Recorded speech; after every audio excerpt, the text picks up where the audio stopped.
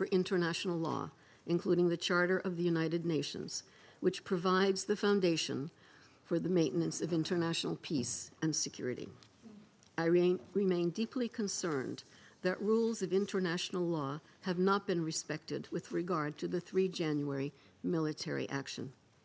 The Charter enshrines the prohibition of the threat or use of force against the territorial integrity or political independence of any state. The maintenance of international peace and security depends on the continued commitment of all member states to adhere to all the provisions of the Charter. Mr. President, Venezuela has experienced decades of internal instability and social and economic turmoil. Democracy has been undermined. Millions of its people have fled the country. The situation is critical, but it is still possible to prevent a wider and more destructive conflagration. I call on all Venezuelan actors to engage in an inclusive, democratic dialogue in which all sectors of society can determine their future. This entails the full respect of human rights, the rule of law, and the sovereign will of the Venezuelan people.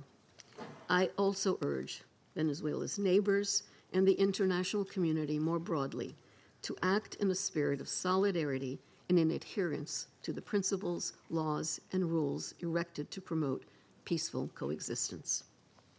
I welcome and am ready to support all efforts aimed at assisting Venezuelans in finding a peaceful way forward.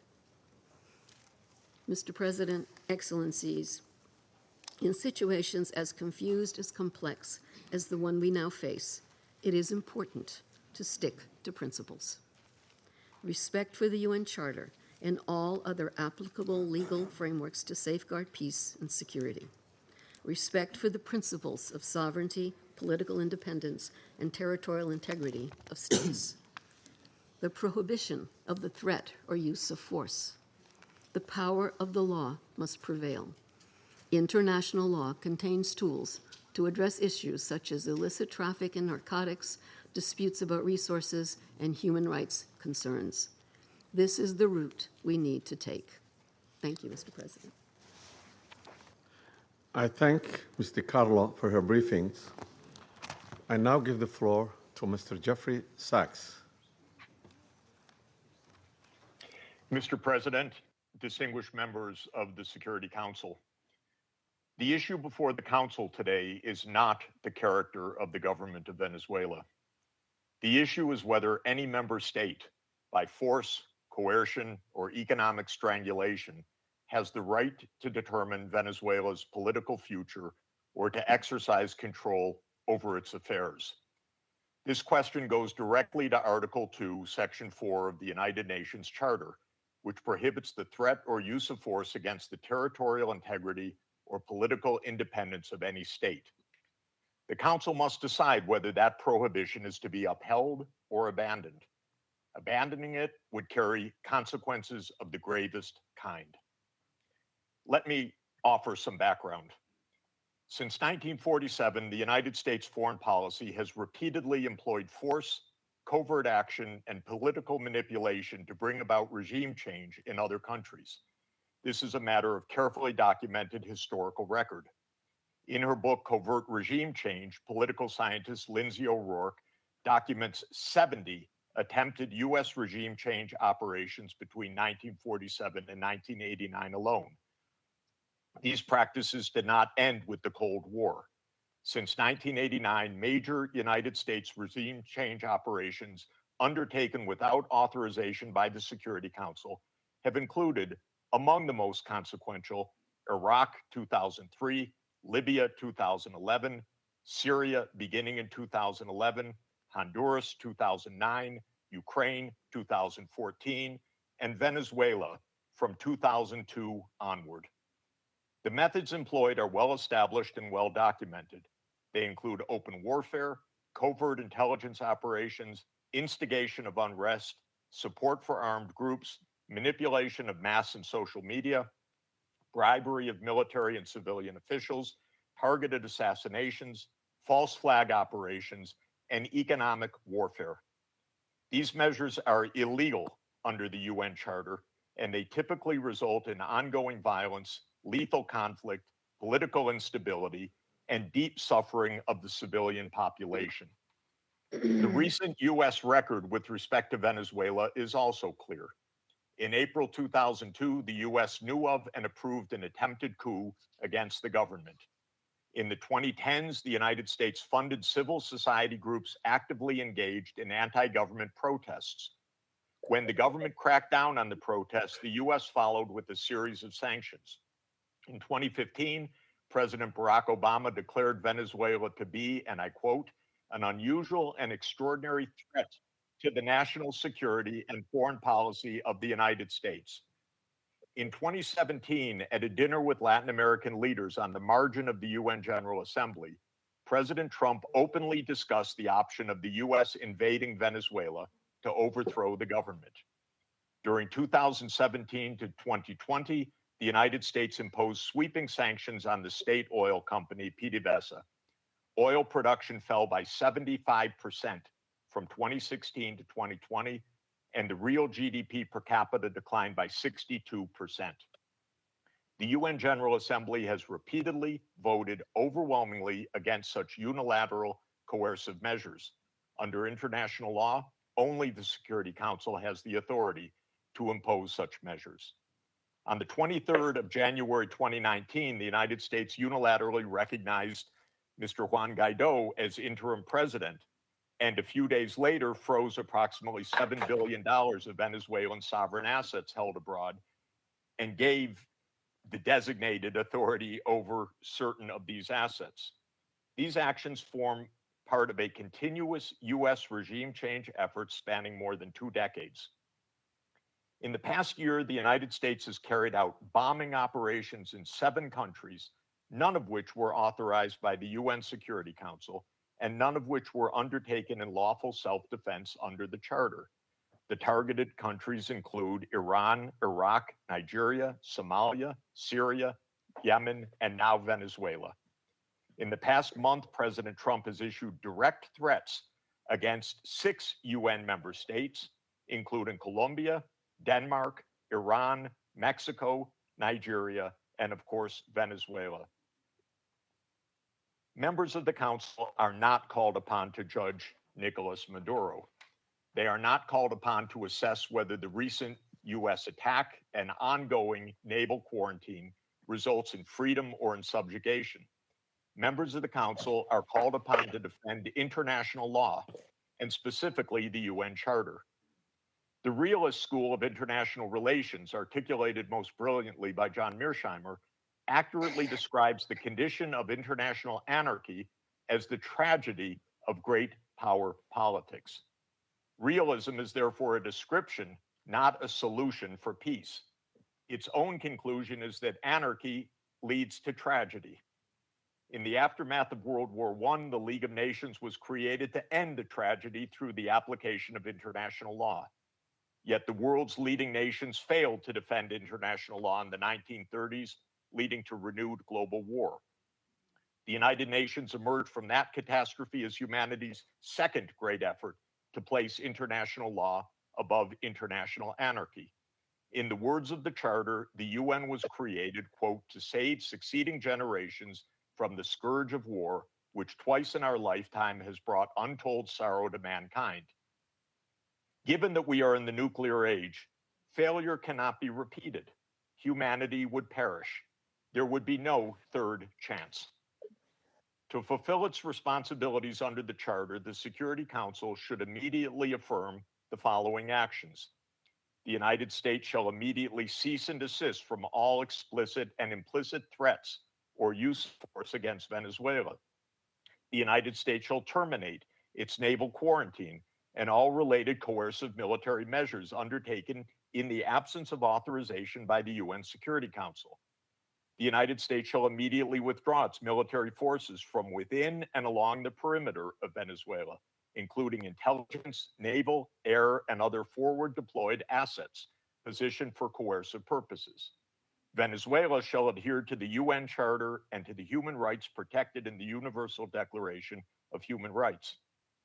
The Secretary General, I recommend, should immediately appoint a special envoy mandated to engage relevant Venezuelan and international stakeholders and to report back to the Security Council within 14 days with recommendations consistent with the Charter, and the Security Council should remain urgently seized of this matter.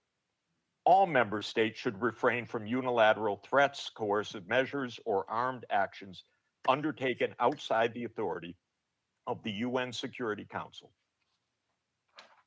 In closing, Mr. President and distinguished members of the Council, peace and the survival of humanity depend on whether the United Nations Charter remains a living instrument of international law or is allowed to wither into irrelevance.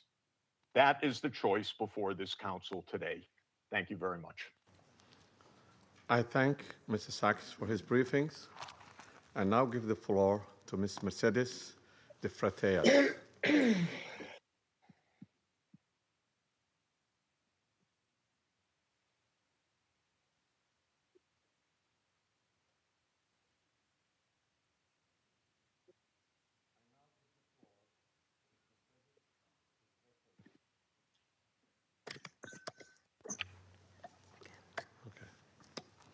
My apology. I now give the floor to Ms. Mercedes de Freitas. Good morning. I speak in Spanish. Please give the translation. Buenos días, embajadores, Good morning, representantes de estados y ambassadors, gobiernos. Gracias representatives por esta of oportunidad. states and governments. Thank you very much for giving me this opportunity to speak. Sí, sí, no me escuchan. Can you hear me? Aló, aló, ¿me Can you escuchan? hear me? ¿Me We can escuchan? hear you, Disculpa, yeah. ya estoy aquí. Excuse me. Yes, we can hear you. Good morning. I speak in Spanish. Buenos días, señores embajadores, Good morning, representantes de estados. ambassadors, representatives Gracias por esta of oportunidad heads of de state and presentar los government. resultados de Thank you investigaciones que to desde Transparencia enable me to Venezuela tell you something about Transparency hemos estado Venezuela, desarrollando para the work that we have been doing para la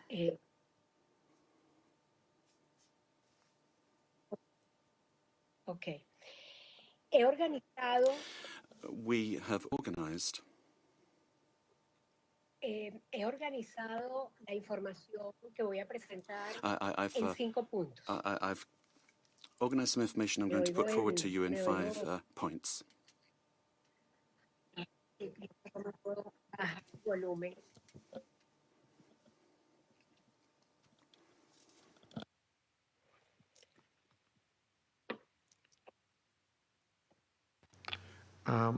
Continue. He organizado la información que voy a presentarles en 5 puntos. I've arranged the information I'm going to give to you in around 5 points. Let me make the most of my time. First of all, one, the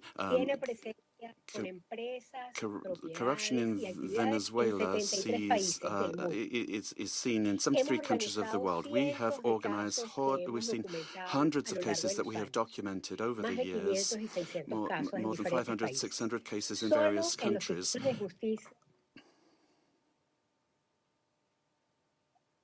Continue, we can hear you. Go ahead, continue.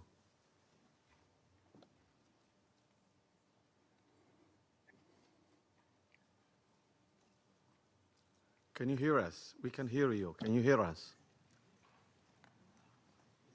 Solo en los sistemas de justicia de 30 países We've looked at the justice systems of 30 countries, and 172 cases were dealt with for corruption, and more than $72 trillion were involved. Esos $72 millones de dólares $1 million were involved. This was public Venezuelan money. Nicolas Maduro and his family. The interpreter cannot hear the speaker. Ha sido el instrumento central, involucrada directa e indirectamente en el 90% It was a system that was involved in 90% of the corruption cases. Point number 2, the national criminal organizations con la administración de Nicolás Maduro.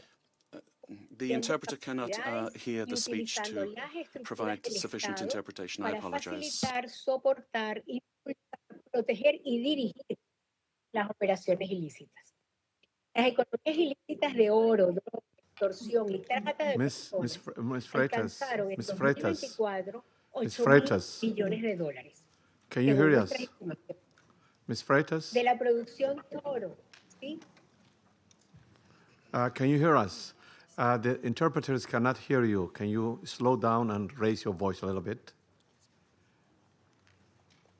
Hay un delay. There's a delay, says the speaker. The problem the interpreter is having is with the quality of the sound, which is insufficient for interpretation. Sí, it's not the speed. Dígame. Sí, la oigo con delay. I'm hearing you, but with a delay, says the Sí, speaker. la escucho. I can hear you, though. Okay. Please proceed now.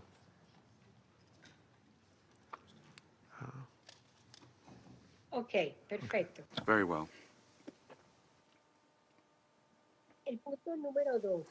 Las Point organizaciones 2. criminales nacionales e internacionales National and international criminal organizations tienen una relación simbiótica con la have a administración de Nicolás symbiotic Maduro, relationship with the regime of Nicolas Maduro, sharing capacity, using the state structures to facilitate impulsar, proteger y dirigir their las work operaciones and to ilícitas. protect Las illicit economías ilícitas operations. de oro, In drogas, gold, for example, extorsión y drugs, trata de extortion, personas, and human trafficking. según nuestras estimaciones, And according to our estimates, $8.200 millones. this accounts for about $8 billion.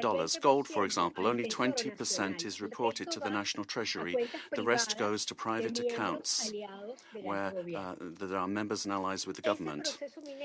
This mining industry has exploited so many people using national parks and also the Amazon area. And then to launder the money from corruption, the network has money laundering structures that are very sophisticated.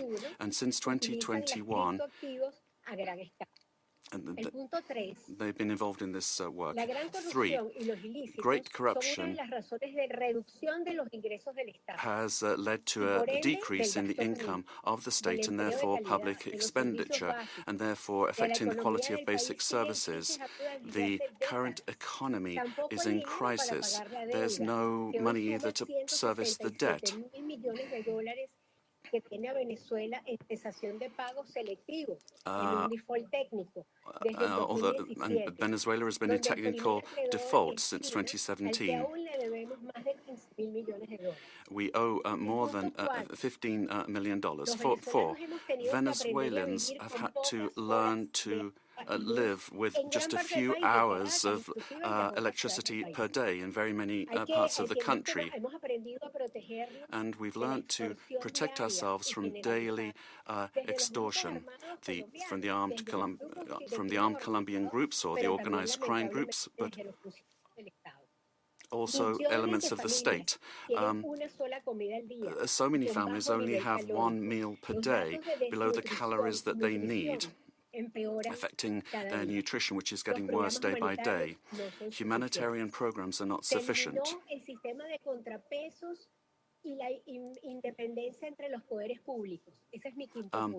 And then 5, there's no checks and balances between government departments. The government has captured all institutions, beginning with the justice institutions and also the oil company responsible for the majority of income for the country. In order to maintain control and the impunity of these illicit operations, a repressive system that's getting worse and worse is being applied. And today there are more than 1,000 political prisoners. At the end of the year, 26 people died during torture or because of a lack of medical care. The United Nations has documented many of these cases. We need a transparent state that is accountable, that will guarantee the rule of law and human rights, that will protect public goods for everyone without privilege, a system that's autonomous and independent. We need investment in building capacity that will enable us to have a dignified life. We must respect the will of the Venezuelan people to live in peace and democracy. And finally, a request to you: freedom for all political prisoners in the country. Thank you very much. I thank to Ms. Freitas for her briefing. I now give the floor to those council members who wish to make statements. I give the floor to the representative of Colombia. Señor Presidente, Mr. President, Colombia would like to thank Somalia in your quality as President of the Security Council for having quickly responded to our request to convene this emergency meeting, as well as thanking China and Russia for their support for holding of this meeting. And we wish you, Mr. President, una exitosa gestión durante este mes de enero, a successful month delicado managing the work of the Council at a particularly delicate time for international peace and security. I'd also like to thank Under-Secretary General for Political Affairs and Peacebuilding of the United Nations and the invited briefers. We thank them all for their briefings. This is the first time Colombia is taking the floor in the Security Council as a non-permanent member for the period 2026-2027. Colombia is taking on this responsibility with a deep sense of duty, and we are going to do this from the first day, defending international law and the purposes and principles enshrined in the United Nations Charter. International peace and security, the peaceful settlement of disputes, the prohibition of the use of force, sovereign equality, respect for the territorial integrity and political independence of all states. Colombia condemns categorically the events that occurred in the early morning of the 3rd of January in Venezuela, where we saw multiple explosions and air activity over Caracas and other areas of the country as part of a military attack carried out by the United States, which included bombings of civilian and military infrastructure, creating panic amongst the population. All of this represents clear violations of the sovereignty, political independence, and the territorial integrity of Venezuela. There is no justification whatsoever under any circumstances for the unilateral use of force to commit an act of aggression. Such actions constitute a serious violation of international law and the United Nations Charter, including the prohibition on the use or the threat of the use of force, the principle of the respect for sovereignty and the full authority of states over their territory, including their natural resources, the territorial integrity of states, and the principles of collective defense, particularly when they directly endanger the population and civilian assets.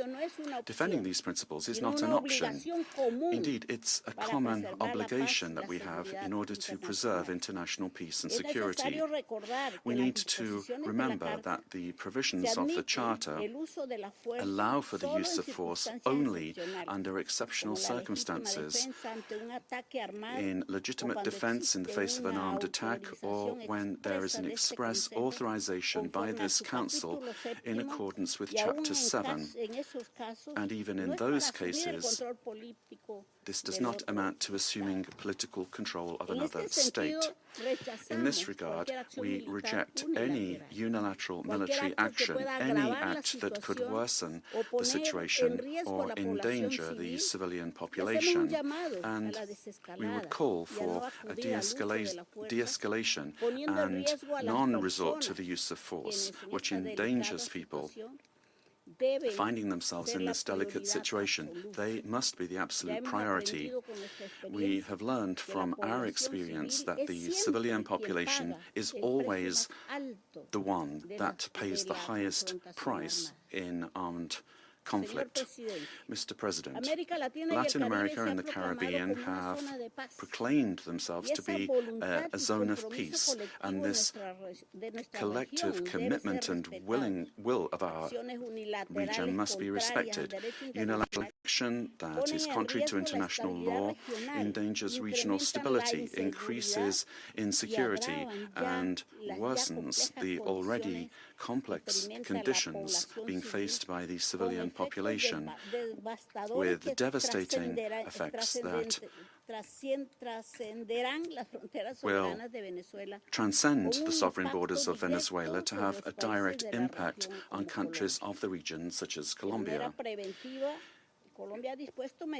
In order to act preventively, Colombia has engaged in measures to protect the civilian population and preserve the stability of the border, addressing the possible needs of the population, particularly the migrant population, in coordination with local authorities.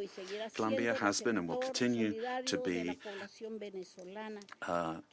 show solidarity in receiving the Venezuelan people who, given the uncertainty created by these attacks, this may lead to a massive outflow of migration, which will require significant efforts in terms of resources and capacities to provide the necessary support and assistance to those areas affected by taking in the migrants. Mr. President, these actions that we have seen remind us of the worst interference in our area in the past, in our zone of peace, and calls to mind the commitment that we have as states to resolve our differences peacefully through dialogue and negotiation or other forms of peaceful settlement in full accordance with international law and with its instruments to which we have subscribed at the hemispheric and regional levels, such as the Charter of the Organization of American States. It's also important to understand the dimension of this situation for international peace and security beyond our region, particularly when a permanent member of the Security Council takes the decision to use force and assume control unilaterally of another sovereign state, with the aim, amongst other things, of taking its natural and strategic resources. This is very worrisome for the international community, the international order that was established after the Second World War, and flagrantly violates international law and is in clear contradiction with the United Nations Charter and the very goal for which this council was created. If a country, and particularly a country that is a permanent member of this council, disregards international law that we designed in San Francisco, what then is the role of this council, and where are the foundations for international peace and security? We are accepting that the law and the interests of the strongest prevail over multilateralism and over agreements that we have forged with dialogue and diplomacy in this very chamber. Democracy cannot be promoted or defended through violence or coercion, and it cannot be superseded either by economic interests. Democracy can only be built and sustained through respect for the will of peoples, the reaffirmation of the rule of law, through political dialogue and peaceful and inclusive processes. Venezuela deserves to live in peace, in democracy, prosperity, and dignity, with a government that is defined in sovereignty by no one else than the Venezuelan people and their institutions. This is why Colombia has reiterated its call to open up paths for democracy in Venezuela through specific popular decisions being taken. The importance of preserving peace, respect for international law, and the protection of life and human rights must prevail over anything else. Colombia reaffirms its conviction that working tirelessly under these principles in our new role as a non-permanent member of the Security Council is what we plan to do, and we make ourselves available, our good offices available for a diplomatic way out of the current crisis in this brotherly country. We will meet our responsibility, primary responsibility, to maintain international peace and security. And given the seriousness of the events, we will continue to pay attention to this issue. And we'd also like to thank the Secretary General of the United Nations for providing his good offices to defend the purposes and principles of the United Nations Charter, to activate channels for mediation available to him and facilitate dialogue with the parties concerned, looking in the search for alternatives that will make it possible to find a way out of the situation led by Venezuelans themselves and provide assistance to Venezuelans that need this. In conclusion, we'd urge the parties to exercise maximum caution and restraint, to de-escalate tensions and to follow dialogue and diplomatic channels and develop mechanisms to avoid continued flagrant violations of international law. This will require the help of the United Nations and of regional organizations. Thank you very much, Mr. President.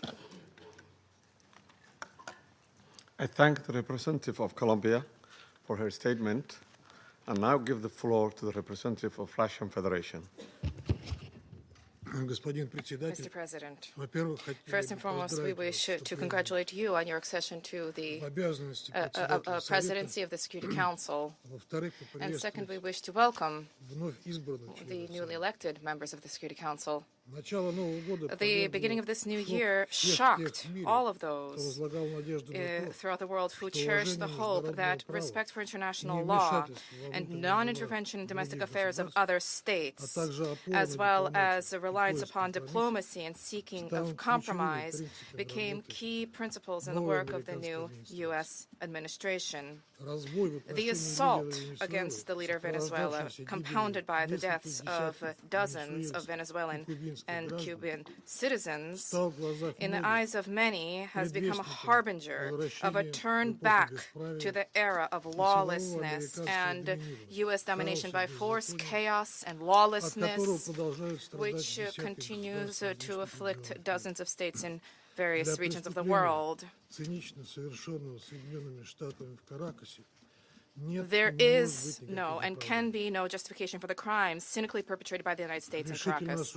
We firmly condemn the U.S. act of armed aggression against Venezuela in breach of all international legal norms.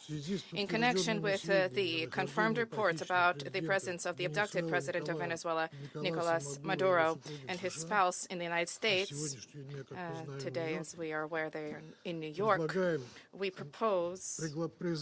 call upon, corrects the Speaker, the U.S. leadership to immediately release the legitimately elected president of an independent state and his spouse.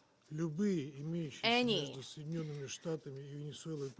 problems existing or conflict between the United States and Venezuela need to be resolved through dialogue. And this is precisely what is enshrined in the UN Charter, the purposes and the principles of which a number of states in recent years have begun to apply selectively, depending upon the political landscape.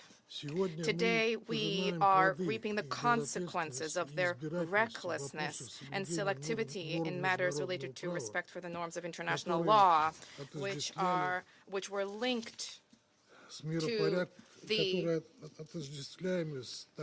so-called rules-based world order. Here is your rules-based world order in all of its glory, which is horrifying even the staunchest Atlanticists. Mr. President, we extend our firm solidarity with the people of Venezuela in the face of the external aggression. We firmly support and completely support the policy of the Bolivarian government, which is geared towards protection of their national interests and the sovereignty of the country. Washington's aggressive acts have already been condemned by many states and multilateral associations, including the Non-Aligned Movement, the African Union, as well as a group of friends in defense of the Charter of the United Nations. We hope that the international banditry will immediately be met with objective and comprehensive assessment at the international legal level with United Nations, universal mechanisms, and other multilateral formats being brought to bear. This process must not be impacted by the recognition or non-recognition by any given states or groups of states of the legitimacy of Nicolas Maduro. For this reason, unintelligible murmurings and attempts to avoid principled assessments by those who, in other circumstances, froth at the mouth and demand that others respect the UN Charter, today seem particularly hypocritical and unseemly. We hope you will recognize this, and we hope that you will abandon double standards and that you will not attempt to justify such an egregious act of aggression due to a fear of angering the American global gendarme, which is attempting to once again rear its head. We are particularly appalled by the unparalleled cynicism with which Washington did not even attempt to conceal the true aims of its criminal operation, namely the establishment of unbridled control over Venezuela's natural resources and the assertion of their hegemonical ambitions in Latin America. In this way, Washington is generating fresh momentum for neocolonialism and for imperialism, which were repeatedly, decisively condemned and repudiated by the peoples of this region and by the global South as a whole. Distinguished colleagues, under these circumstances, it is exceedingly important for the entire international community to unite and to definitively reject the methods and tools of U.S. military foreign policy, which have been demonstrated in the case of Venezuela. This is the only way it is possible to compel Washington to revisit and to abandon their dangerous misconceptions. As we stated during previous meetings on Venezuela, the bell now tolls across the region, ringing for every country of the Western Hemisphere. The bell is ringing for all UN member states and for the future of the organization itself. Failing to hear this call today is tantamount to projecting cowardice and the lack of principle, essentially blessing ongoing encroachments of international law and rejecting civilized international conduct as a whole. We cannot allow the United States to proclaim itself as some kind of a supreme judge which alone bears the right to invade any country, to label culprits, to hand down and to enforce punishments, irrespective of notions of international law, sovereignty, and non-intervention. Is this the world we sought to attain as we marked the 80th anniversary of the adoption of the Charter of the United Nations, when we all signed on to the relevant Security Council presidential statement? Is this the aim of United Nations reform, which we all advocate? Or has the United Nations and Security Council thereof, do they no longer exist? And is there need now to seek from Washington a patent to rule, so to speak? And is the self-determination of every person's and their right to determine their future worthless? These are the questions that we all must address today. And if this response is sincere, if it is principled, then perhaps the U.S. leadership, too, which openly is asserting intention to run another country for the benefit of the United States, they will perhaps glance at their own constitution, their constitution of the United States, which begins with the words, "We the people of the United States," and will begin, in fact, to recognize the sovereignty of other states rather than deposing inconvenient regimes. Thank you. I thank the representative of Russian Federation and now give the floor to the representative of China. President. 中方支持安理会就美国对委内瑞拉发动军事打击召开紧急会议。感谢迪卡洛副秘书长宣读古特雷斯秘书长的通报。我认真听取了通报人的发言，欢迎委内瑞拉常驻代表和其他国家代表出席会议。1月3日，美国悍然对委内瑞拉发动大规模军事打击，强行控制委内瑞拉总统马杜罗 seized Venezuelan President Nicolas Maduro and his wife and took them out of the country. It claimed that it will run Venezuela and even didn't rule out launching a second round of military operations on an even larger scale. China is deeply shocked by and strongly condemns the unilateral, illegal, and bullying acts of the U.S. For some time now, the international community has repeatedly expressed grave concern over the U.S. sanctions, blockade, and threats of force against Venezuela. The Council convened 2 emergency meetings, during which Secretary-General Guterres, many Council members, and countries in the region and beyond unanimously called for abiding by the UN Charter and the international law, maintaining calm and restraint, resolving disputes peacefully, de-escalating tensions, and safeguarding regional stability. However, as a permanent member of the Council, the U.S. has disregarded the grave concerns of the international community, wantonly trampled upon Venezuela's sovereignty, security, and legitimate rights and interests, and seriously violated the principles of sovereign equality, non-interference in internal affairs, peaceful settlement of international disputes, and the prohibition of the use of force in international relations. These principles constitute the fundamental tenets of the UN Charter and form the cornerstone of maintaining international peace and security. The U.S. has placed its own power above multilateralism and military action above diplomatic efforts, posing a grave threat to peace and security in Latin America and the Caribbean, and indeed internationally. China firmly opposes this, and the international community has also expressed widespread grave concern and strong condemnation. We urge the U.S.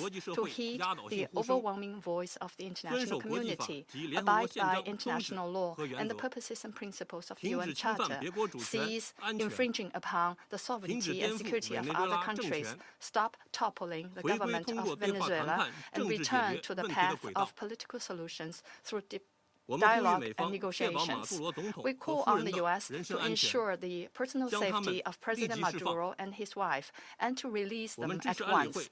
We support the Council in fulfilling its primary responsibility to maintain international peace and security, and we support all efforts by the UN Secretary-General, regional countries, and organizations that contribute to promoting dialogue and de-escalating the situation. President, the lessons of history are a stark warning. Military means are not the solution to problems, and the indiscriminate use of force will only lead to greater crisis. The U.S. bypassed the Council to launch military operations against Iraq, blatantly attacked Iran's nuclear facilities, and imposed economic sanctions, military strikes, and even armed occupations on multiple countries in Latin America and the Caribbean. These actions have caused persistent conflict, instability, and immense suffering for the ordinary people. Did these actions bring peace and stability? Did they bring development and prosperity? The international community sees this clearly. Venezuela is an independent sovereign state with every right to defend its sovereignty and national dignity. Countries in Latin America and the Caribbean are important forces in maintaining world peace and stability and promoting global development and prosperity, and they have every right to independently choose their development paths and partners. No country can act as the world's police, nor can any state presume to be the international judge. China firmly supports the government and people of Venezuela in safeguarding their sovereignty, security, and legitimate rights and interests. We firmly support the regional countries in upholding the status of Latin America and the Caribbean as a zone of peace.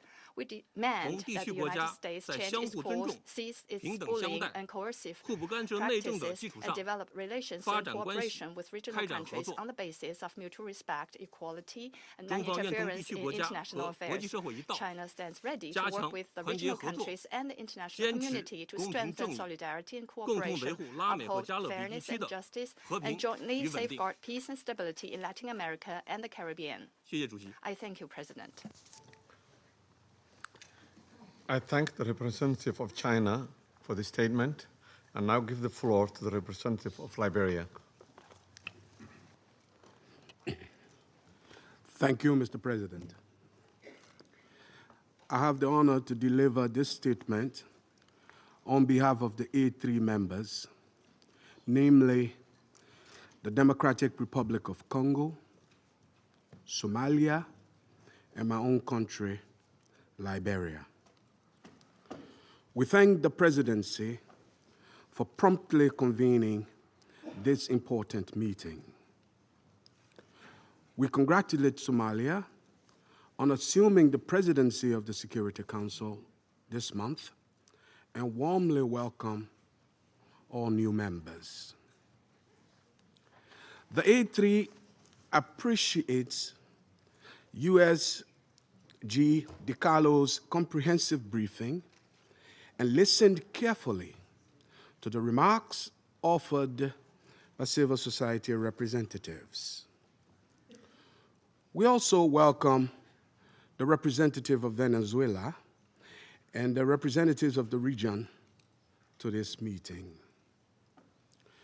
Mr. President, the A3 aligns itself with the recent communique of the African Union on the situation in the Bolivarian Republic of Venezuela and continues to monitor developments there with deep concerns.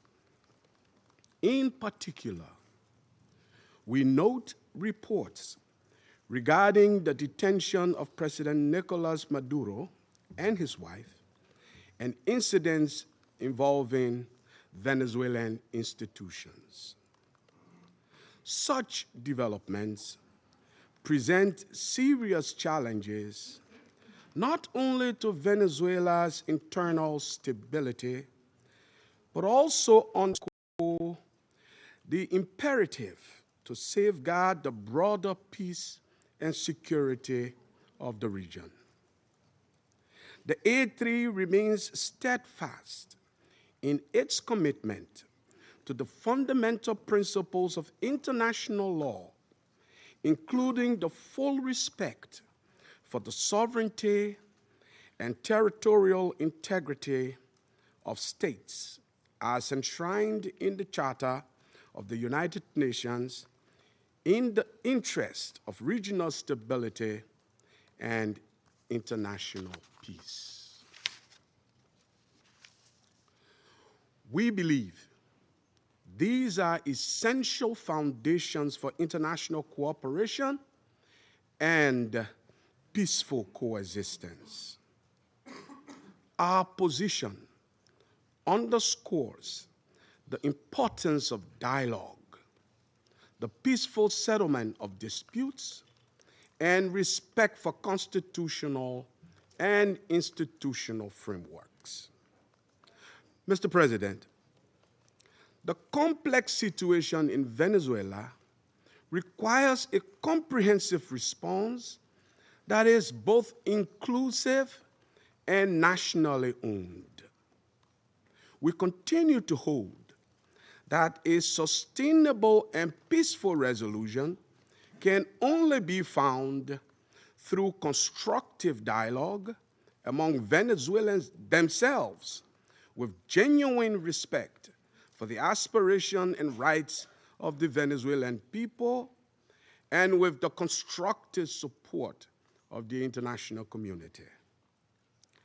The A3 expresses its solidarity with the people of Venezuela and reiterates the African Union's commitment to peace, stability, and mutual respect among nations and regions. It's important for all parties, both within Venezuela and in the broader international community, to exercise restraint and responsibility, upholding international law and avoiding any action that could escalate tension or threaten regional stability. The A3 stands ready to support all efforts within this Council and in cooperation with regional partners to facilitate a peaceful, inclusive, and lasting resolution to the situation in Venezuela. I thank you. I thank the representative of Liberia for the statement and now give the floor to the representative of the United States. Mr. President, thank you for chairing. And I particularly want to thank you, Mr. Freitas, for your briefing.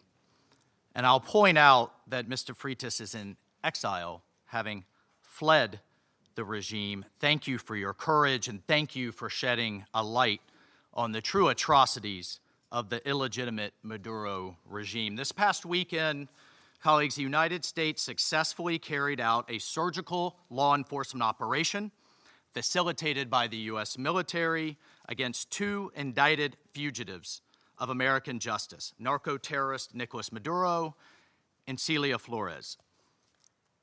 Colleagues, Nicolas Maduro is responsible for attacks on the people of the United States, for destabilizing the Western Hemisphere, and illegitimately repressing the people of Venezuela. As Secretary Rubio has said, there is no war against Venezuela or its people. We are not occupying a country. This was a law enforcement operation in furtherance of lawful indictments that have existed for decades. The United States arrested a narco-trafficker who is now going to stand trial in the United States in accordance with the rule of law for the crimes he's committed against our people for 15 years. A similar action was taken in 1989 against Manuel Noriega. He was arrested, indicted, convicted in a court of law, served in prison in the United States and in Panama, and the Panamanian people, the American people, are safer for it. And undeniably, the region was more stable. This law enforcement action was directed consistent with the President of the United States' responsibility as Commander-in-Chief to protect Americans at home and abroad against a fugitive who is directly responsible for narcoterrorism that has killed hundreds of thousands of Americans and created destabilizing violence throughout our hemisphere. Nicolas Maduro and his co-defendant, Celia Flores, have been transferred here to the United States to stand trial for their crimes. Maduro was indicted by a grand jury in the Southern District of New York and faces very serious criminal charges for his involvement in a wide-ranging conspiracy to conduct narcoterrorism, to traffic cocaine and other drugs, and conducting international weapons trafficking. The overwhelming evidence of his crimes will be presented openly in U.S. court proceedings. Colleagues, Maduro is not just an indicted drug trafficker. He was an illegitimate so-called president. He was not a head of state. For years, Maduro and his cronies have manipulated Venezuela's electoral system to maintain their illegitimate grip on power. In fact, just 2 years ago in 2024, a UN panel of experts report found that the election in that year was absolutely and completely a farce and fell well short of the most basic transparency and integrity measures essential to upholding credible elections. If the UN and the United Nations in this body confers legitimacy on an illegitimate narco-terrorist and the same treatment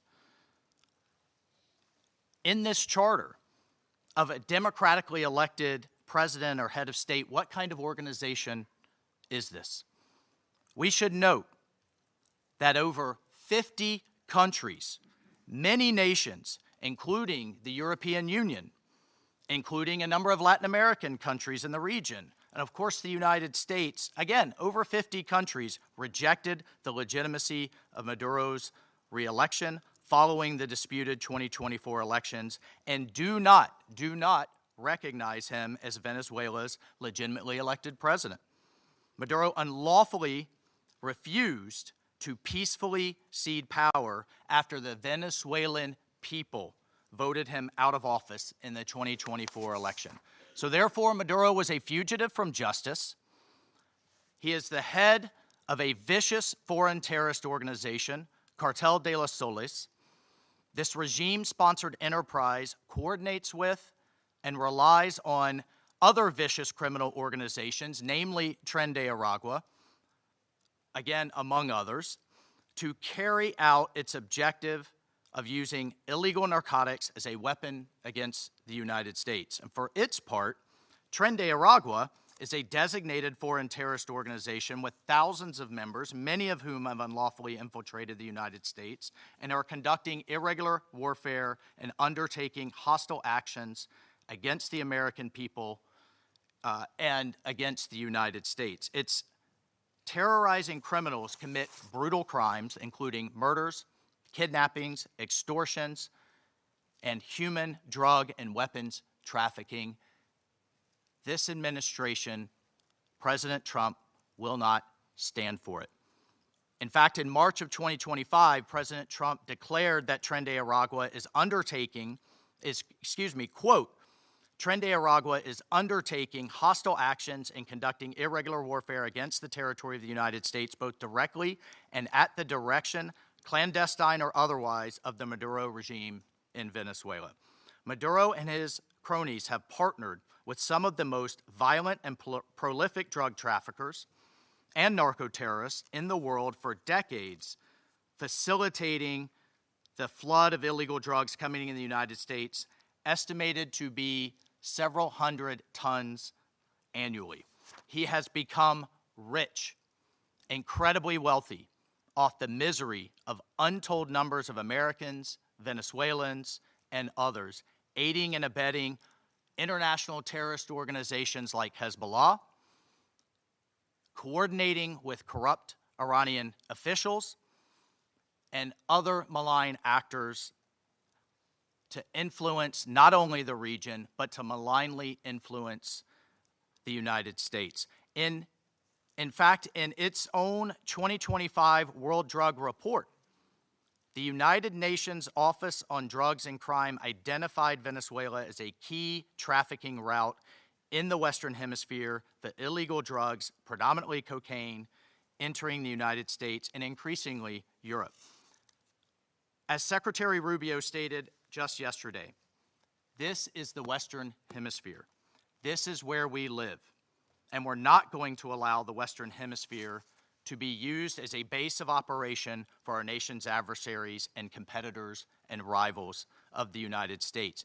You can't turn Venezuela into the operating hub for Iran, for Hezbollah, for gangs, for Cuban intelligence agents, and other malign actors that control that country. You cannot continue to have the largest energy reserves in the world under the control of adversaries of the United States, under the control of illegitimate leaders, and not benefiting the people of Venezuela, and stolen by a handful of oligarchs inside of Venezuela. But it doesn't stop there. Numerous UN and international human rights organizations have issued reports documenting serious human rights abuses by the Maduro regime, including reports of extrajudicial killings, political prisoners, torture, and arbitrary and unlawful detentions. In fact, over 8 million Venezuelans have fled the country, destabilizing their neighbors in the region and creating the world's largest refugee crisis. Members of this council, colleagues, the United States wants a better future for Venezuela. We believe a better future for the people of Venezuela and for the people of the region and the world is stabilizing the region and making the neighborhood that we live in a much better and safer place. And this is why millions of Venezuelans that have fled this brutal regime are celebrating and cheering around the world as this body pontificates, including those celebrating are including in my home state of Florida, where hundreds of thousands of Venezuelans have fled this regime's brutality. I want to reiterate, President Trump gave diplomacy a chance. He offered Maduro multiple off-ramps. He tried to de-escalate. Maduro refused to take them. President Trump made it clear that the narco-terrorism must stop, and yet it continued. The United States will not waver in our actions to protect Americans from the scourge of narco-terrorism and seeks peace, liberty, and justice for the great people of Venezuela. I thank you, Mr. President. I thank the representative of the United States and now give the floor to the representative of Panama. Gracias, señor presidente. Thank you, Mr. President. Extendemos la más cordial bienvenida I'd like to extend a warm welcome to the representatives of Bahrain, Colombia, Liberia, Latvia, and the Democratic Republic of Congo, and who have joined the Security Council as elected members and who are joining us today in the chamber. And we congratulate Somalia on assuming the presidency of the Security Council this month. I'd like to thank the Secretary General for Political Affairs, Rosemary DiCarlo, for her detailed report representing Secretary General Antonio Guterres. She's briefed us on the situation under discussion today. We're also very grateful for the very valuable presentations by Mr. Jeffrey Sachs and Ms. Mercedes de Freitas. In this context, the Republic of Panama would like to refer to the situation that has taken place in the territory of the Bolivarian Republic of Venezuela, which is of concern due to its possible impact on peace and regional stability. However, in the light of the unfortunate reality of the facts that we've seen, we now need to turn our attention constructively towards the future of Venezuela. However, it's important to point out that in terms of a constant principle of our foreign policy, Panama would like to reiterate our unfailing commitment to multilateralism, to the sovereignty of states, and to the unrestricted respect for international law, especially the principles enshrined in the United Nations Charter, including non-intervention, respect for territorial integrity, and the prohibition of the use of force. This is mentioned in Article 2 of the United Nations Charter. These principles are, and they continue to be, the indispensable framework for the peaceful coexistence between nations. Panama also believes it's necessary to highlight that the situation Venezuela is facing is unfolding in an environment marked by the disregard for the will of its people, as well as by a sustained erosion of democratic institutions. In this regard, Panama reiterates that it does not and will not recognize the authoritarian and illegitimate regime that has held Venezuelan men and women hostage, plunged them into one of the gravest political, social, humanitarian, and security crises in our region. Unfortunately, we have witnessed how the situation has gradually deteriorated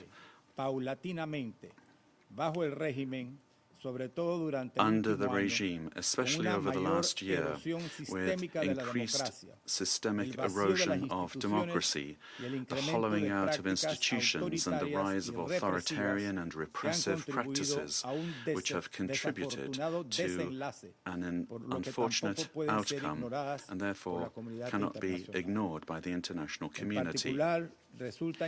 In particular, it is essential to call for the unconditional release of persons detained for political reasons. Many of them have been deprived of their liberty merely for raising their voices in a context in which dissent is not tolerated. From this moment on, we must demand that all political prisoners that the regime continues to hold hostage, Venezuelans and foreigners alike, be released without delay. Their physical well-being and safety must be guaranteed. Likewise, freedom of expression and the unequivocal respect for human rights must be immediately ensured. In this context, Panama underscores that its position does not stem solely from a principled democratic solidarity, but also from direct impact.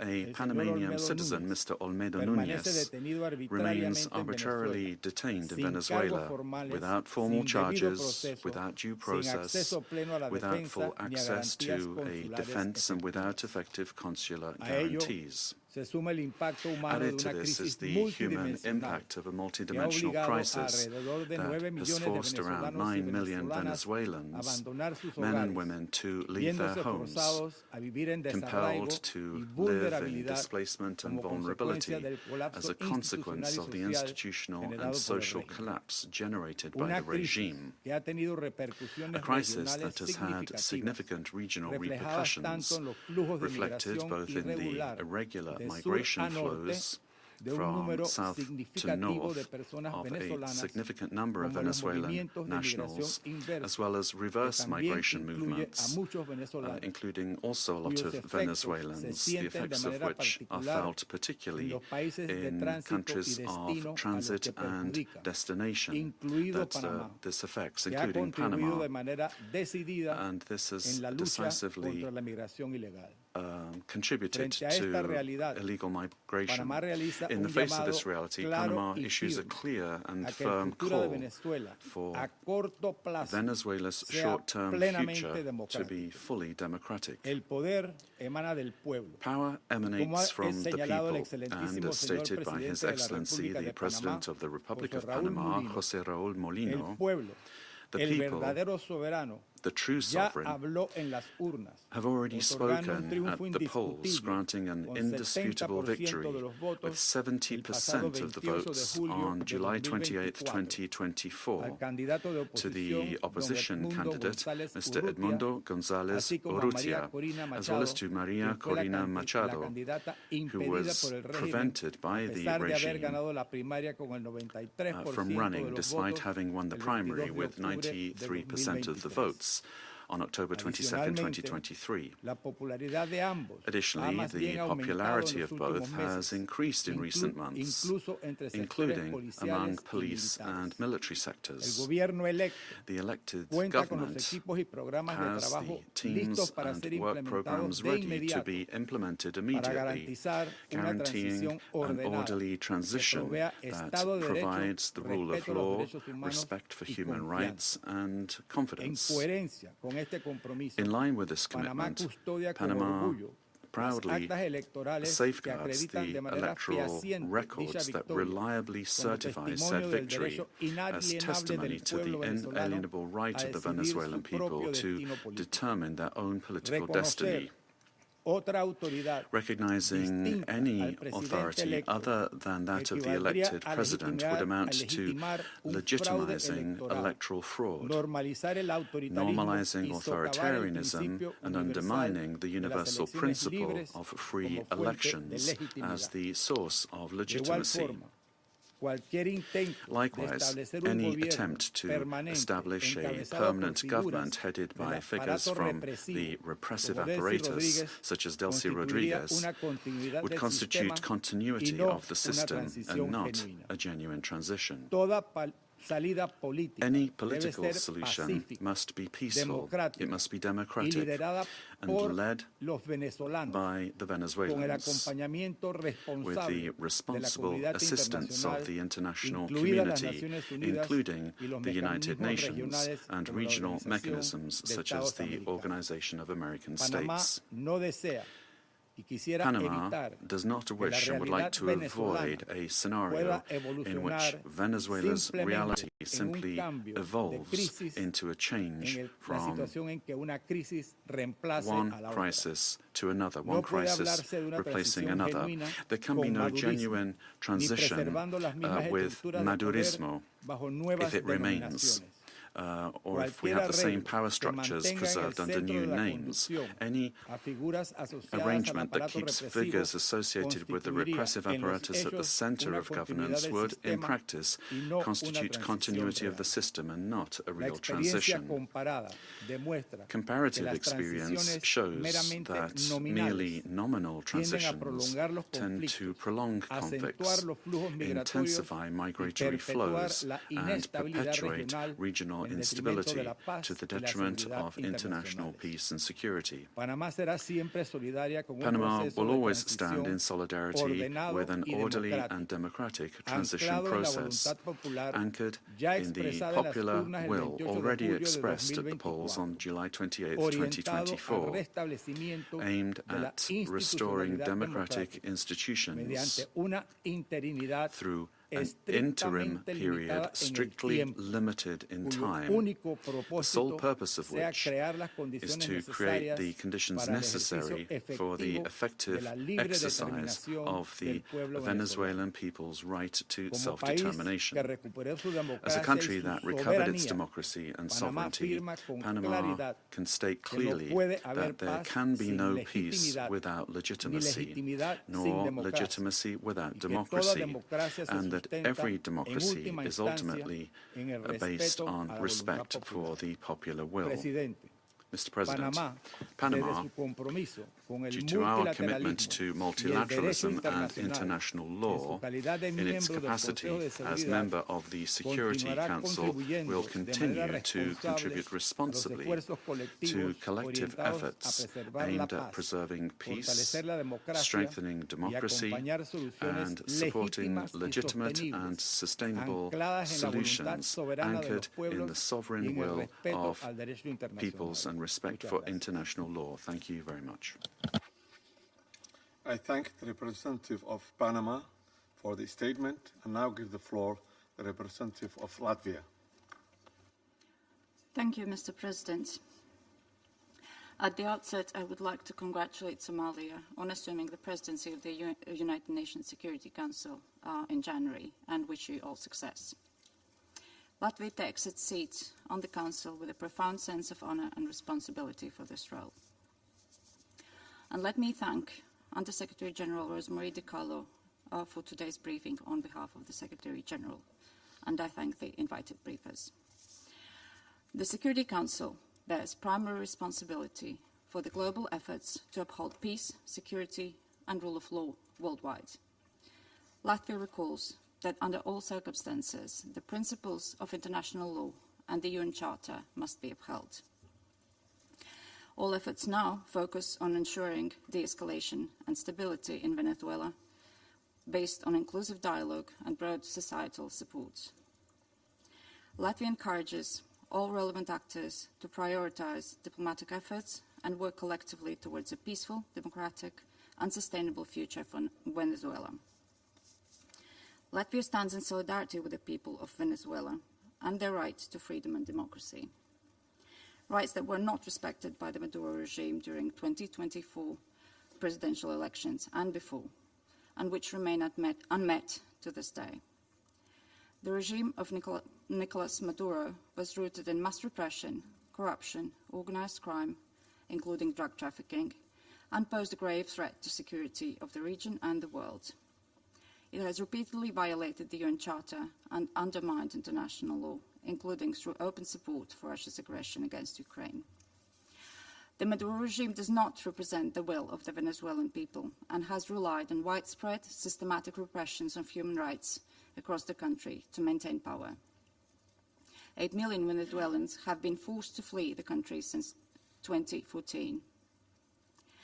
Latvia also remains committed to working jointly together with partners to counter global transnational organized crime networks, including in Latin America and Caribbean.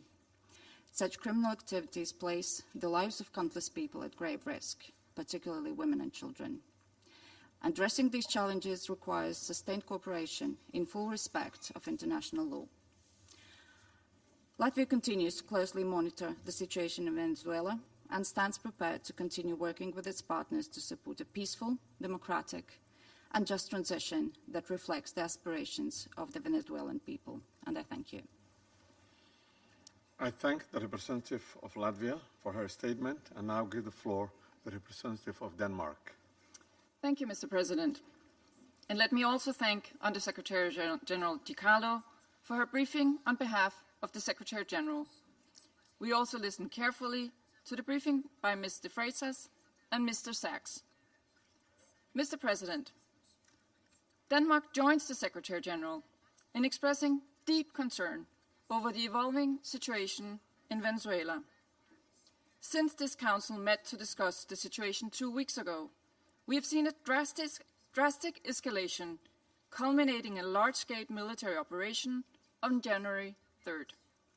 At our last meeting, Denmark urged all actors to strictly adhere to international law and to de-escalate tensions and exercise the necessary restraint.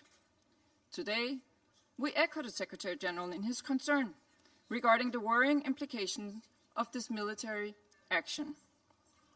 Independent of the situation in Venezuela, these developments constitute a dangerous precedent. International law and the UN Charter, as a pillar of the international security architecture, must be respected by all states. Denmark recalls the foundational principle of international law that forbids states from threatening or using force against another state's territorial integrity and political independence. This imperative is enshrined in Article 2, Paragraph 4 of the UN Charter.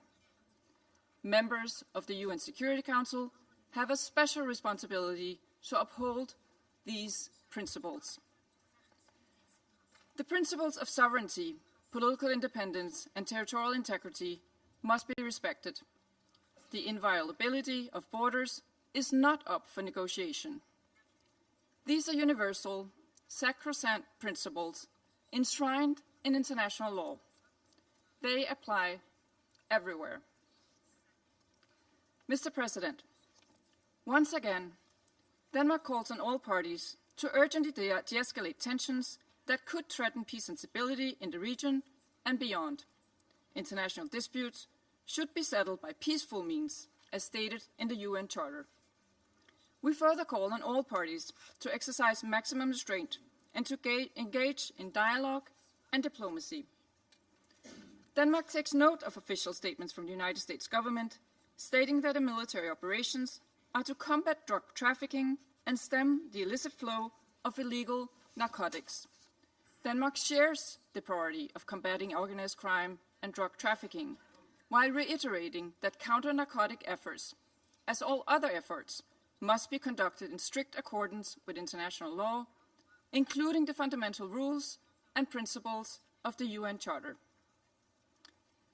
Mr. President, against this backdrop, Denmark wishes to recall our solidarity with the people of Venezuela Denmark does not recognize Nicolas Maduro as the legitimate president of Venezuela following the lack of transparency and integrity in the 2024 presidential elections, which failed to meet basic democratic standards.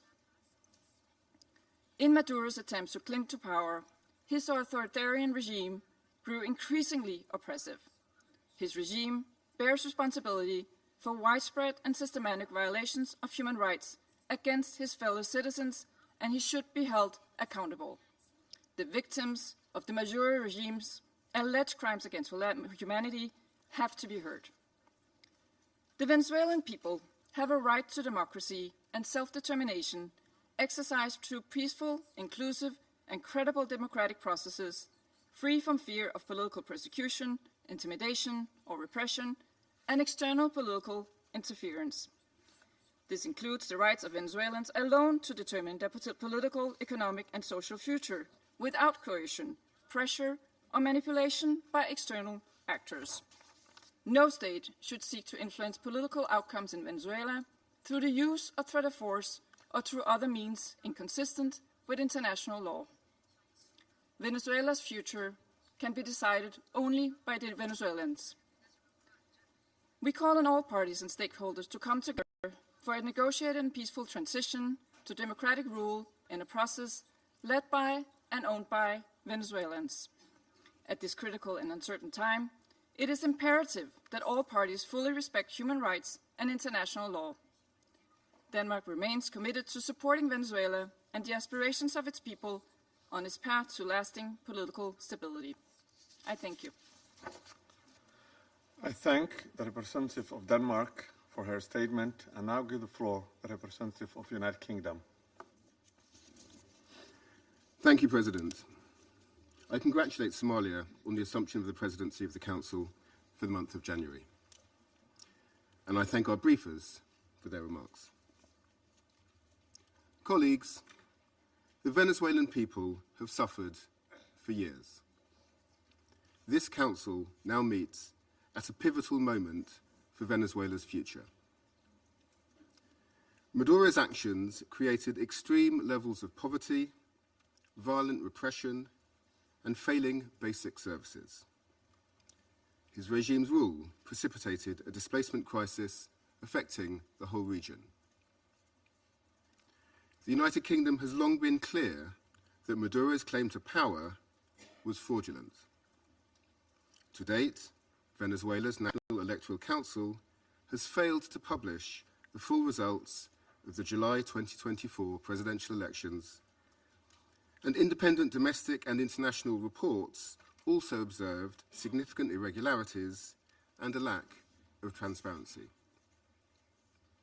President, the United Kingdom wants to see a safe and peaceful transition to a legitimate government that reflects the will of the Venezuelan people. They deserve a government which reflects their vote at the ballot box and delivers a more stable, prosperous future for all Venezuelans. Finally, President, the United Kingdom reaffirms its commitment to international law and the principles enshrined in the Charter of the United Nations. These foundations are essential for maintaining global peace, security, and the rule of law. I thank you.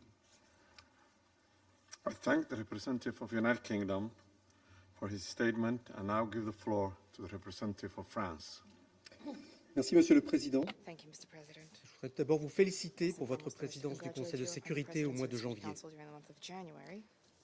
Je voudrais également remercier Madame Rosemary DiCarlo de nous avoir transmis les éléments du secrétaire général des Nations Unies au sujet du dernier développement intervenu.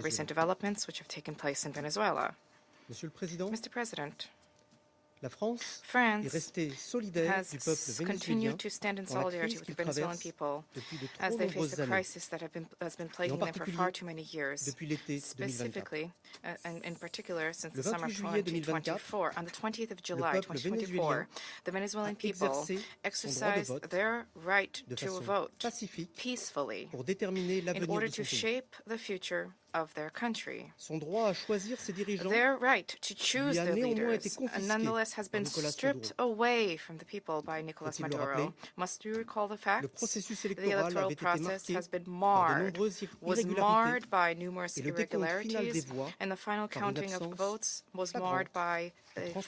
flagrant lack of transparency. Face à l'aspiration In démocratique du light of peuple the democratic vénézuélien, aspirations Nicolas of the Maduro Venezuelan a people, systématiquement Nicolas répondu par Maduro la has répression des systematically voix responded dissidentes, with the des membres de repression l'opposition of dissident et de la société voices civile, of members of the ainsi opposition que and par of de civil society, as well as multiples with détentions arbitraires. numerous arbitrary La France detentions. s'est toujours France exprimée has avec clarté always expressed fait itself que ces with clarity pratiques about the étaient fact that inacceptables these et que le practices are respect des droits de l'homme unacceptable and that devait respect être for human rights must be upheld. Monsieur le Président, Mr. President, l'opération the militaire qui military a conduit operation à la which has capture led de to Nicolas the Maduro capture of Nicolas contrevient Maduro au runs principe counter de to the règlement principle pacifique of des différends peaceful dispute et à resolution celui and de non-recours à la runs force. counter to the principle of non-use of La force. multiplication The des violations de proliferation la of Charte des violations of the Nations Charter Unies of the United et du Nations droit and the international violations of par des États international law investis de la by states responsabilité de vested membres with permanents de ce responsibility Conseil as permanent members of the Security sape les Council bases chips de away at the l'ordre very international. foundation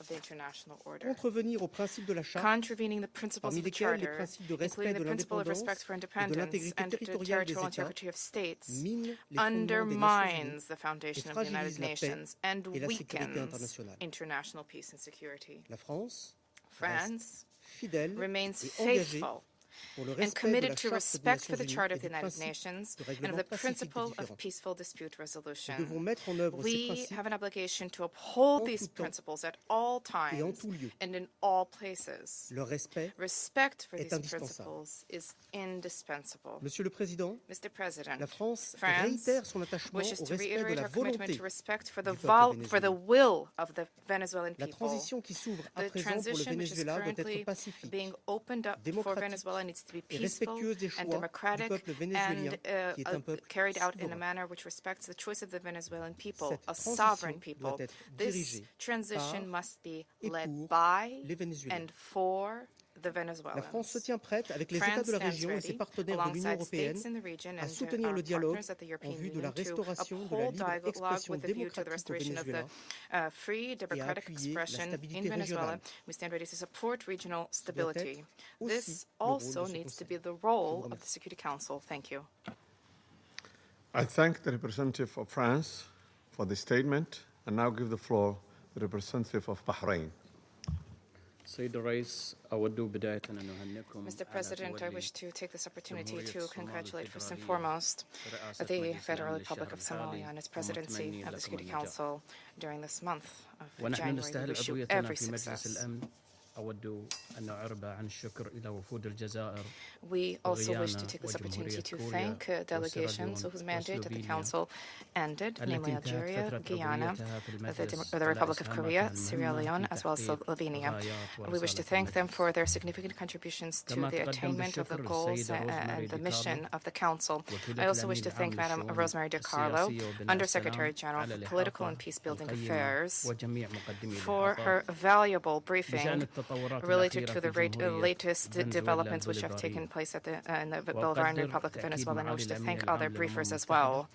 We appreciate the reaffirmation by His Excellency the Secretary General of the United Nations, reaffirmation of the commitment to the fundamental principles of the Charter of the United Nations, a commitment to the peaceful diplomatic resolution of disputes. The Kingdom of Bahrain supports the call of the Secretary General for all stakeholders in Venezuela to engage in inclusive dialogue, dialogue which guarantees respect for international law, and this in order to ease tensions, to preserve regional stability, and to avoid any potential adverse repercussions for security and stability in the region. The Kingdom of Bahrain also extends its support for efforts undertaken at the regional and international levels in order to reduce tensions and to enhance diplomatic means in order to provide for international peace and security.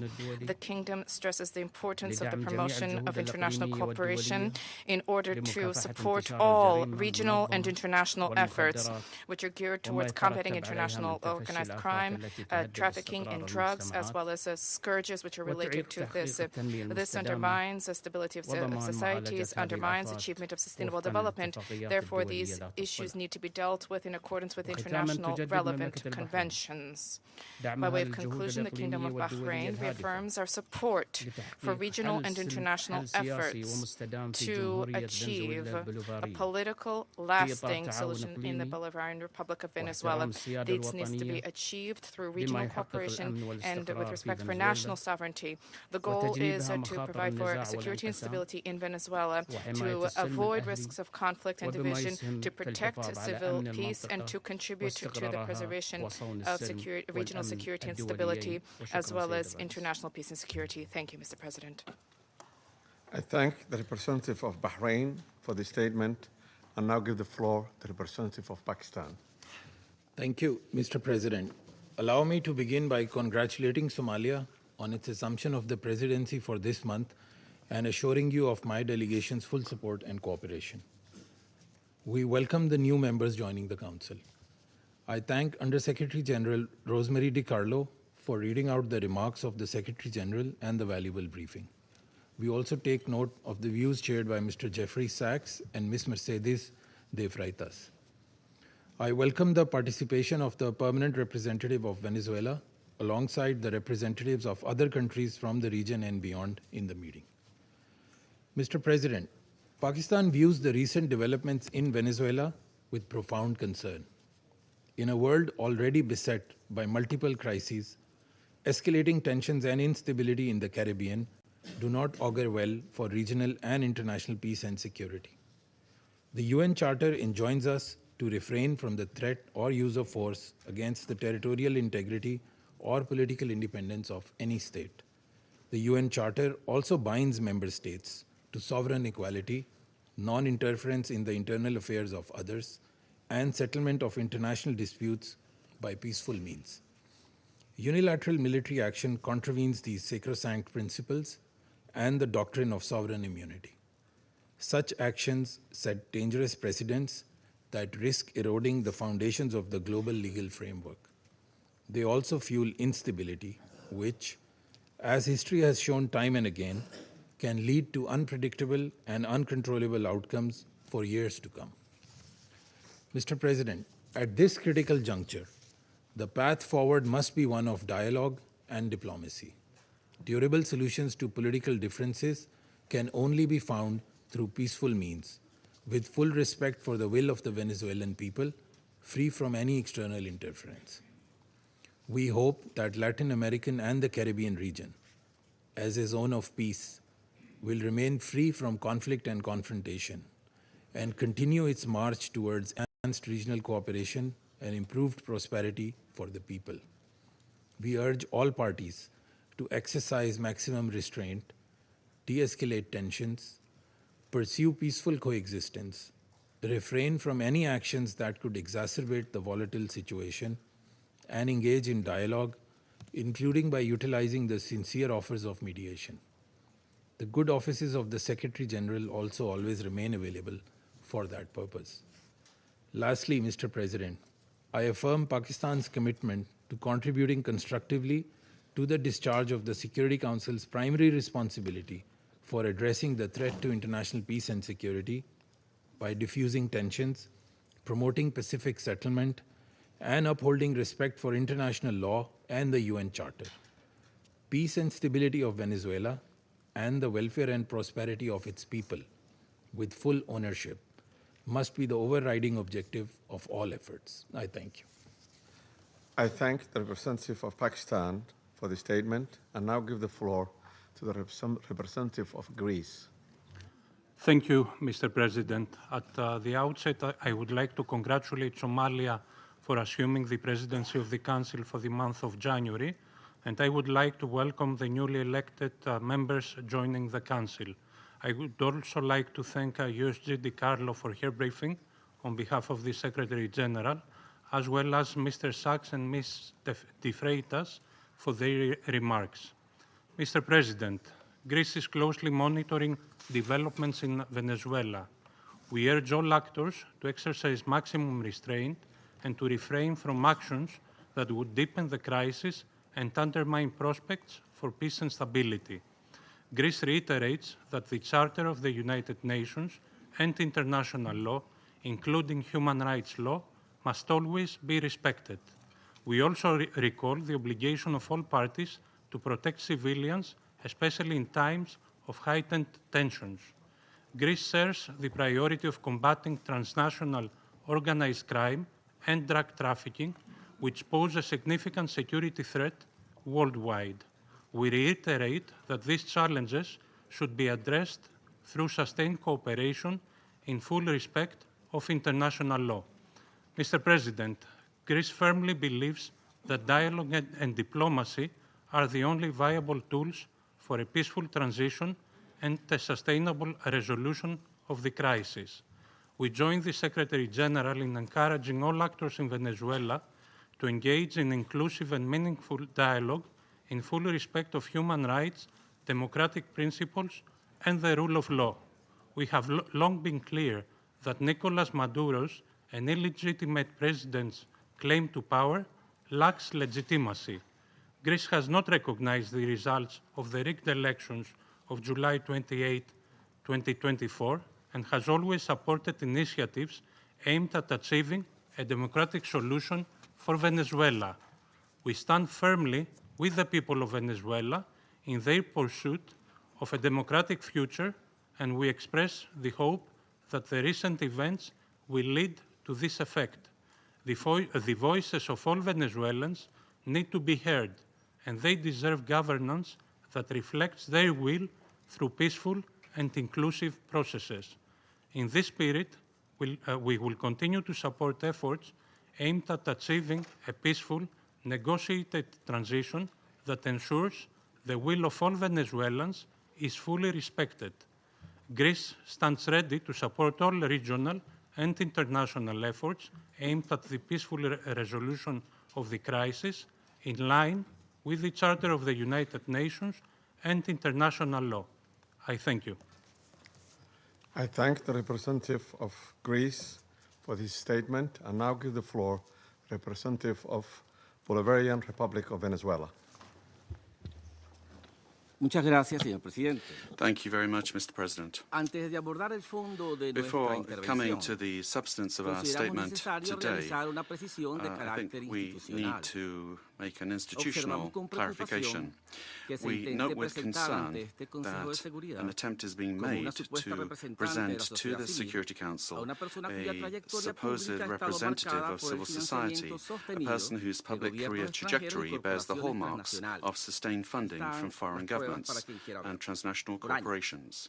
This has Así been the como case por su for years, participación en as well procesos as de participation in desestabilización processes política y of promoción political de rupturas destabilization institucionales and en the su promotion propio of país. institutional breakdown El uso in her own instrumental de esta country. figura The para instrumental legitimar use narrativas de of this person to confrontación, legitimize justificar el narratives of uso de la confrontation, fuerza justify o the use of minimizar force, violaciones del or minimize derecho violations of internacional international no law contribuye does a not los contribute propósitos de in este any way Consejo to the ni al purposes of this fortalecimiento del Council or to multilateralismo. the strengthening of Por el multilateralism. contrario, erosiona On the la contrary, credibilidad de los it erodes debates the y credibility distorsiona of la the naturaleza de debates este and órgano, distorts the Security llamado a preservar la Council's paz y la seguridad mandate internacional. entrusted with the maintenance of Ahora sí, entro en international materia. peace and security.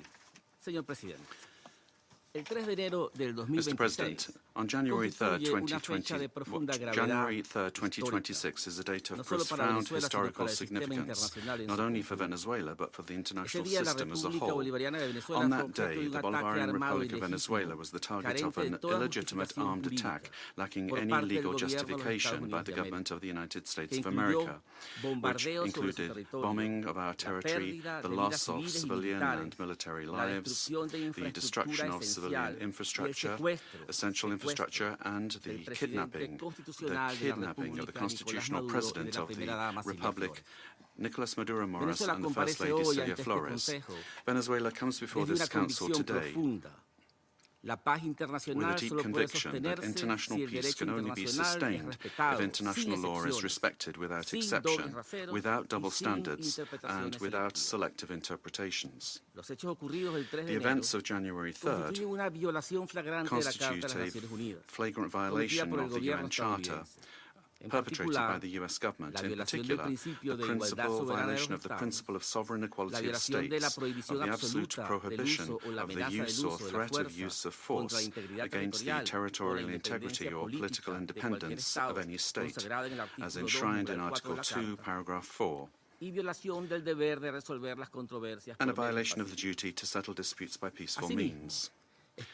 Similarly, these acts also seriously violate the Geneva Conventions and its protocols, as indiscriminate attacks were carried out against the civilian population and assets. International human rights law has also been violated, particularly the right to life, personal integrity, and security. Of particular seriousness is the kidnapping of the President of the Republic by the government of the United States of America, which constitutes a direct violation of an essential norm of the international legal order, namely the personal immunity of heads of state in office. This immunity is not an individual privilege. It is an institutional guarantee that protects the sovereignty of states and the stability of the international system. Its disregard not only affects Venezuela, but also sets an extremely dangerous precedent for all states represented in this chamber, regardless of their size, power, or alliances. Mr. President, General Assembly Resolution 3314 clearly defines as an act of aggression the bombing of the territory of one state by the armed forces of another state, as well as the invasion or occupation, even without formal annexation. The events we are denouncing here unequivocally fit this definition. In 2004, the International Court of Justice affirmed that occupation exists when a state exercises effective control, even without formal annexation or the continuous presence of troops. Security Council Resolution 242, for its part, emphasizes that the acquisition of territory by force is inadmissible, while General Assembly Resolution 2625 establishes that the territory of a state shall not be subject to military occupation as a result of the use of force in contravention of the UN Charter. Allowing such acts to go without an effective answer would amount to normalizing the replacement of law by might, while eroding the very foundations of the collective security system. Today, it is not only Venezuela's sovereignty that is at stake, the credibility of international law, the authority of this organization, and the validity of the principle that no state can set itself up as a judge, party, and executor of the world order are also at stake. Mr. President, we cannot ignore a central element of this U.S. aggression. Venezuela is the victim of these attacks because of its natural resources. Our country's oil, energy, strategic resources, and geopolitical position have historically been factors of greed and external pressure. When force is used to control resources, impose governments, or redesign states, we are faced with a logic that harks back to the worst practices of colonialism and neocolonialism. Accepting such a logic would mean to open the door to a deeply unstable world in which countries with greater military capacities can decide by force the political and economic destinies of other states. This scenario not only threatens Venezuela, it threatens international peace and security as a whole. If the kidnapping of a head of state, the bombing of a sovereign country, and the open threat of further armed action are tolerated or downplayed, the message sent to the world is a devastating one, namely that the law is optional and that force is the true arbiter of international relations. Venezuela firmly believes in diplomacy, dialogue, and peaceful coexistence among nations. That has always been our historical position, and it remains so today, even in the face of an aggression of this magnitude. It is precisely that commitment to peace, the one that was violated on the 3rd of January. Therefore, Venezuela urges the Security Council to fully assume its responsibility and to act in accordance with the mandate conferred upon it by the Charter of the United Nations. In that regard, we request, A, that the government of the United States of America be demanded to fully respect the immunities of President Nicolas Maduro and First Lady Celia Flores, as well as their immediate release and safe return to Venezuela. 2, that the use of force against the Bolivarian Republic of Venezuela be clearly and unequivocally condemned. Thirdly, that the principle of non-acquisition of territory or resources by force be reaffirmed. And 4, that measures aimed at de-escalation, the protection of the civilian population, and the restoration of international law be adopted. Mr. President, in spite of the seriousness of the events, Venezuela would like to inform this body and the international community that its institutions are functioning normally, that constitutional order has been preserved, and that the state exercises effective control over all of its territory. In accordance with our Constitution,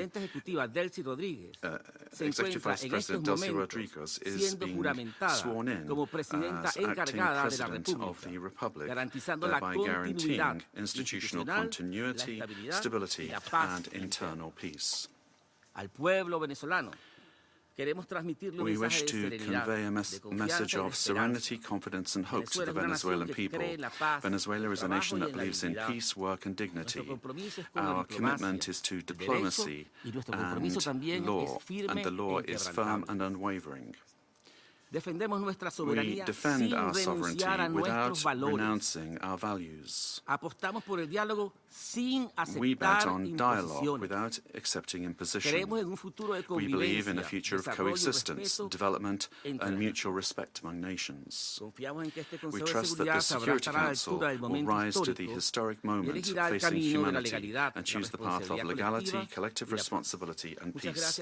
Thank you very much, Mr. President. I thank the representative of the Bolivarian Republic of Venezuela. I'll now give the floor to the representative of Argentina. Buenos días y muchas gracias, good morning, señor presidente. And thank you very much, Mr. President. Señor presidente, Mr. President, el gobierno de la República the government of the Argentine Republic values the decision and determination demonstrated by the President of the United States of America and by his government in the recent actions taken in Venezuela that resulted in the capture of the dictator Nicolas Maduro, leader of the Cartel of the Suns, declared a terrorist organization by Argentina in 2025. The same year in which Argentina also declared the Tren de Aragua a terrorist organization. The Argentine Republic trusts that these events represent a decisive step forward against narco-terrorism that affects the region, and at the same time open a stage that will allow the Venezuelan people to fully recover democracy, the rule of law, and respect for human rights, in accordance with the principles of international law, and put an end to the oppression exercised for years by the authoritarian regime that plunged the Venezuelan people into poverty and forced 8 million Venezuelans to have to flee their country. Mr. President, the illegitimate regime of Nicolas Maduro has not only constituted a direct threat to Venezuelan citizens through the systematic violation of human rights, the appropriation of the country's resources, and the destruction of democratic institutions, but also to the entire region by leading and exporting its networks of drug trafficking and organized crime. Since the inauguration of President Javier Milei, Argentina has been clear and consistent in its position regarding this situation. We have unequivocally denounced the lack of freedoms and the serious human rights violations, and we have actively contributed with the determination and responsibility to international efforts aimed at the return of democracy in Venezuela. In March 2024, when others opted for inaction or ambiguity, Argentina granted diplomatic asylum to 6 Venezuelan opposition leaders, assuming an enormous challenge for our representation in Caracas.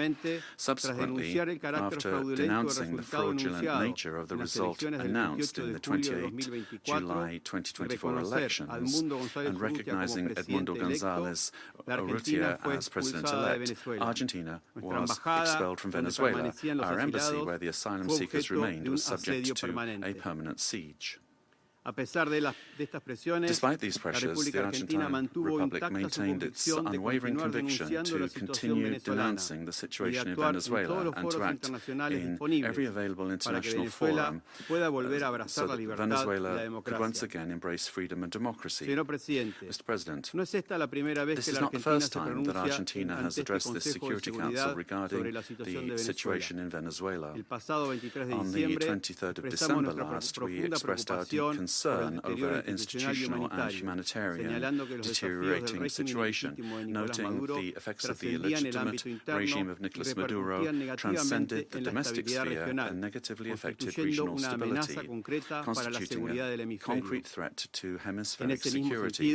In the same vein, President Milei stated at the Mercosur summit that Argentina welcomed the pressure from the United States aimed at freeing the Venezuelan people. Today, the international community faces a new scenario that poses a dual challenge: to support a genuine democratic transition in Venezuela and to contribute to the lasting restoration of peace and security in our region. Faced with both challenges, the Argentine Republic stands ready and willing to cooperate. We reaffirm our firm commitment to the full restoration of institutional normalcy and the rule of law in Venezuela, always safeguarding the freedom, human dignity and prosperity of the brotherly Venezuelan people, as well as our determination to continue fighting against the scourge of narco-terrorism and those who contribute to its financing. The process that begins today requires the firm and coordinated commitment of all those countries that have accompanied the Venezuelan people in their long struggle, so that Venezuela can leave behind more than 2 decades of political, humanitarian and social crisis and can finally be reunited with freedom, democracy, respect for human rights and economic prosperity. Mr. President, finally, the Argentine Republic requests that the authorities responsible for administering the transition in Venezuela contribute to the immediate release of the Argentine citizen Nahuel Gallo, who has been in a situation of enforced disappearance since the 8th of December 2024, in clear violation of his human rights, and that his prompt and safe return to our country be guaranteed. Thank you. I thank the representative of Argentina and now give the floor to the representative of Chile. Thank you, Mr. President. Chile would like to thank Somalia for convening this informational briefing under the item Threats to International Peace and Security. We'd also like to thank Madam Rosemary DiCarlo, USG for Political and Peacebuilding Affairs, as well as the briefings from Mr. Jeffrey Sachs and Ms. Mercedes de Freitas. President, Chile would like to express our deep concern and firm condemnation of the unilateral military action taken by the United States in the territory of the Bolivarian Republic of Venezuela. We also reiterate consistently our firm commitment to respect for international law, sovereignty and territorial integrity of states and the peaceful settlement of disputes, the prohibition of the threat or the use of the threat of force and full respect for human rights. These affirmations are accepted by the majority, and they must maintain their importance in order to preserve international peace and security. We said this on the 23rd of December when we took the floor, and we reiterate this today. Chile does not recognize the Maduro regime, but serious violations of human rights being faced by Venezuela do not have a military solution. They can only be addressed through peaceful, gradual and inclusive measures that will take into account the legitimate aspirations of the Venezuelan people. Respect for international law does not allow for exceptions, including when it comes to addressing the illegitimacy of a president. Problems must always be solved within the normative framework that we have provided for ourselves as nations. The future of Venezuela must include free elections, citizen participation, and international assistance, and not with actions that could create dangerous precedents or escalate tensions in the region with serious consequences for the population. Chile, as a witness of history and based on our own experience with the loss of democracy, where there was foreign interference that caused extreme damage and pain for the Chilean people, we were able to recover our democracy through a transitional process that was carried out with the assistance of the international community, the strength of organized citizens, and through our institutions. Mr. President, Chile would like also to underscore the urgent need to continue with coordinated efforts multilaterally to address transnational organized crime, and we're also convinced that Latin America and the Caribbean must continue to be a zone of peace, because that zone of peace not only serves Latin America and the Caribbean, but the entire world. An armed conflict will have devastating humanitarian consequences in Venezuela and in the region. It will worsen the suffering of the civilian population and worsen even further the displacement, insecurity and vulnerability aspects of the situation. We reiterate that any differences must be dealt with exclusively through peaceful means, in strict respect for international law, the sovereignty of states, and the prohibition of the use or the threat of the use of force. As was recently indicated by the heads of state of Brazil, Chile, Mexico, Uruguay, and Spain, we express our concern with regard to any attempt to control government administration or foreign ownership of strategic assets. This would be against international law and would threaten the political, economic, and social stability of the region. Mr. President, given this complex scenario, Chile welcomes the role that could be played by multilateral fora, and here particularly we would refer to the role of the United Nations, and particularly the role that could be played by the Secretary General and by this Council, with the consent of the parties involved to contribute to de-escalating the situation and searching for an understanding that would favour a peaceful and lasting exit to the crisis. Prudent leadership and experience of our organisation, as well as the regional organisations and mechanisms, could be very relevant to avoid a further worsening of the situation and to keep open the channels of communication. Chile reiterates its preparedness to support constructive initiatives that will point in this direction and work together with countries of the region and with the international community for stability and mutual understanding and respect for the principles that underpin this organisation. Thank you. I thank the representative of Chile for the statement and now give the floor to the representatives of Brazil. Mr. President, we'd like to thank Somalia for convening this emergency session of the Security Council. Brazil categorically and firmly rejects the armed intervention in Venezuelan territory in flagrant violation of the Charter of the United Nations and of international law. The bombings on Venezuelan territory and the capture of its president cross an unacceptable line. These acts constitute a very serious affront to the sovereignty of Venezuela and set an extremely dangerous precedent for the entire international community. The Charter of the United Nations establishes as a pillar of the international order the prohibition of the use of force against the territorial integrity or political independence of any state, except in the circumstances strictly provided for therein.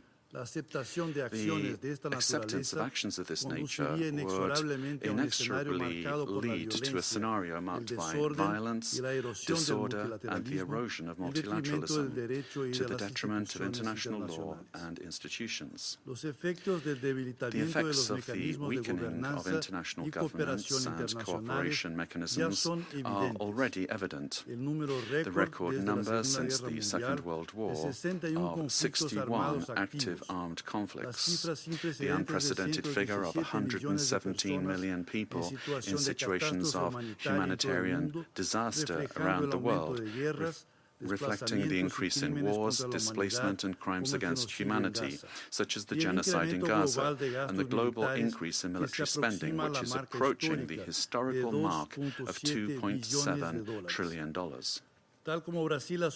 As Brazil has reiterated on numerous occasions, the norms that govern coexistence among states are mandatory and universal. They do not admit exceptions based on ideological, geopolitical, political, economic, or any other kind of interests or projects.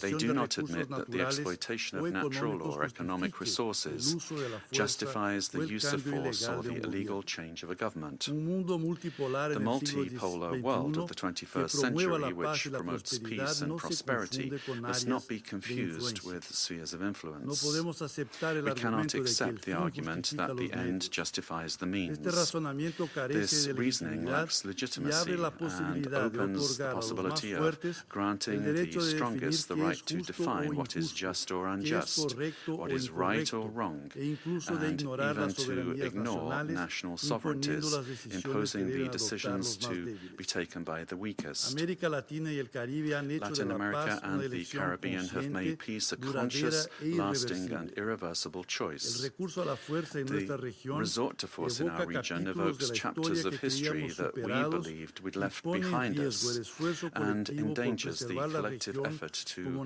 preserve the region as a zone of peace and cooperation, free of armed conflicts, respectful of international law and the principle of non-intervention.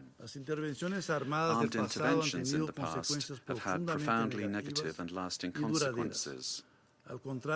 Contrary to freedom and democracy, those interventions produced authoritarian regimes and serious violations of human rights, leaving as a lamentable result thousands of dead, political prisoners, tortured persons and disappeared persons whose families still today search for their loved ones as well as justice and reparation. For the first time in South America, a profoundly alarming event has occurred. An external armed aggression with the deployment of troops and bombings in a neighboring country contiguous with Brazil, with which we share more than 2,000 kilometers of border. Mr. President, South America is a zone of peace. I insist upon that. We have upheld and will uphold with full determination peace and non-intervention in our region. Furthermore, Brazil does not believe that the solution to the situation in Venezuela lies in the creation of protectorates in the country, but rather in solutions that respect the self-determination of the Venezuelan people within the framework of its constitution. The events of January 3rd transcend the regional sphere. The attack on the sovereignty of any country, regardless of the direction of its government, affects the entire international community. This and other cases of armed intervention against the sovereignty of a country, its territorial integrity or its institutions must be vehemently condemned. It is up to this Council to assume its responsibility and react with determination, clarity and obedience to international law in order to prevent the law of force from prevailing over the force of law. Brazil trusts that the future of Venezuela will be built by the Venezuelan people through dialogue, without external interference and within the framework of international law. Thank you. I thank the representative of Brazil for the statement and now give the floor to the representative of Mexico. Señor Presidente, Mr. President, gracias Thank you for having convened this emergency meeting of the Council. The government of Mexico has already made its position clear with regard to our condemnation of the military aggression of January 3rd against targets in the territory of Venezuela, in clear violation of Article 2 of the Charter of the United Nations. These actions must not be allowed, as they constitute a severe blow to the Charter and to multilateralism. Mexico would like to clarify the following points. 4 points. Number one, the prohibition of the threat or the use of force against the sovereignty, territorial integrity, or political independence of any state is the foundation of international law, regardless of the country or the government involved. 2. La retórica que apunta rhetoric hacia un pointing towards the escalation or expansion of military actions, including to other countries in our region, threatens regional stability. 3. El Consejo de Seguridad the Security Council tiene la has the responsibility y sobre todo and, above la all, it has the obligación obligation de actuar de to manera act decisively y sin and dobles without estándares double ante standards violaciones in graves a la face of Carta serious y para violations of restablecer the Charter la paz y la and seguridad to restore international internacionales peace and security estricto in apego strict adherence a lo to the dispuesto provisions en su artículo of Article 24 24 y and observando observing Article el artículo 27.3. 27, inciso 3. 4. Corresponde a los It pueblos is for soberanos sovereign peoples decidir su to destino decide their destiny y encontrar and to soluciones find pacíficas, peaceful, democratic and negotiated solutions to their political en differences un marco de within a irrestricto framework respeto of a los unrestricted derechos respect for human rights. Los cambios de régimen Regime por change actores by externos external y la actors aplicación de medidas and the application of extraterritoriales extraterritorial no measures solo son actos are not only contrarios al acts derecho contrary to internacional, international law, sino que but históricamente historically, han all agudizado they've done is conflictos exacerbate y conflicts fragilizado and el weakened tejido the social social y and político political de las naciones. fabric of nations.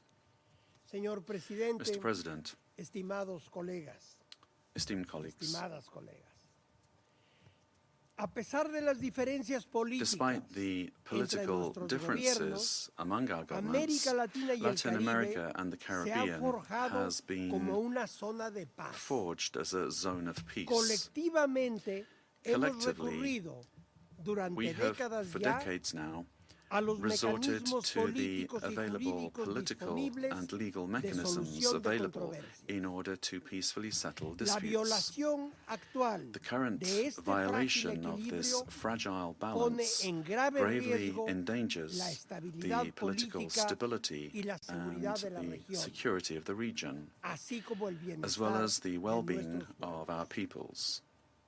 Quienes justifican Those who estos justify actos these acts niegan la deny the historia independent independiente history de América of Latina Latin y el America Caribe. and the Caribbean. México, Mexico, firme en sus firm principios in its constitucionales constitutional de política principles exterior of foreign y policy su vocación and its pacifista, pacifist reitera calling, enfáticamente emphatically que el reiterates diálogo y la that negociación dialogue and son las negotiation únicas vías are the legítimas y only legitimate eficaces and effective para ways resolver to las resolve diferencias existentes. existing differences. Reitero I el llamado reiterate de la the call presidenta of de the México President of Mexico a que la ONU for haga más the UN por to solucionar do este more y to otros resolve this conflictos, and other conflicts, incluyendo a including través de through the gestiones good de su offices of secretario its general. Secretary General.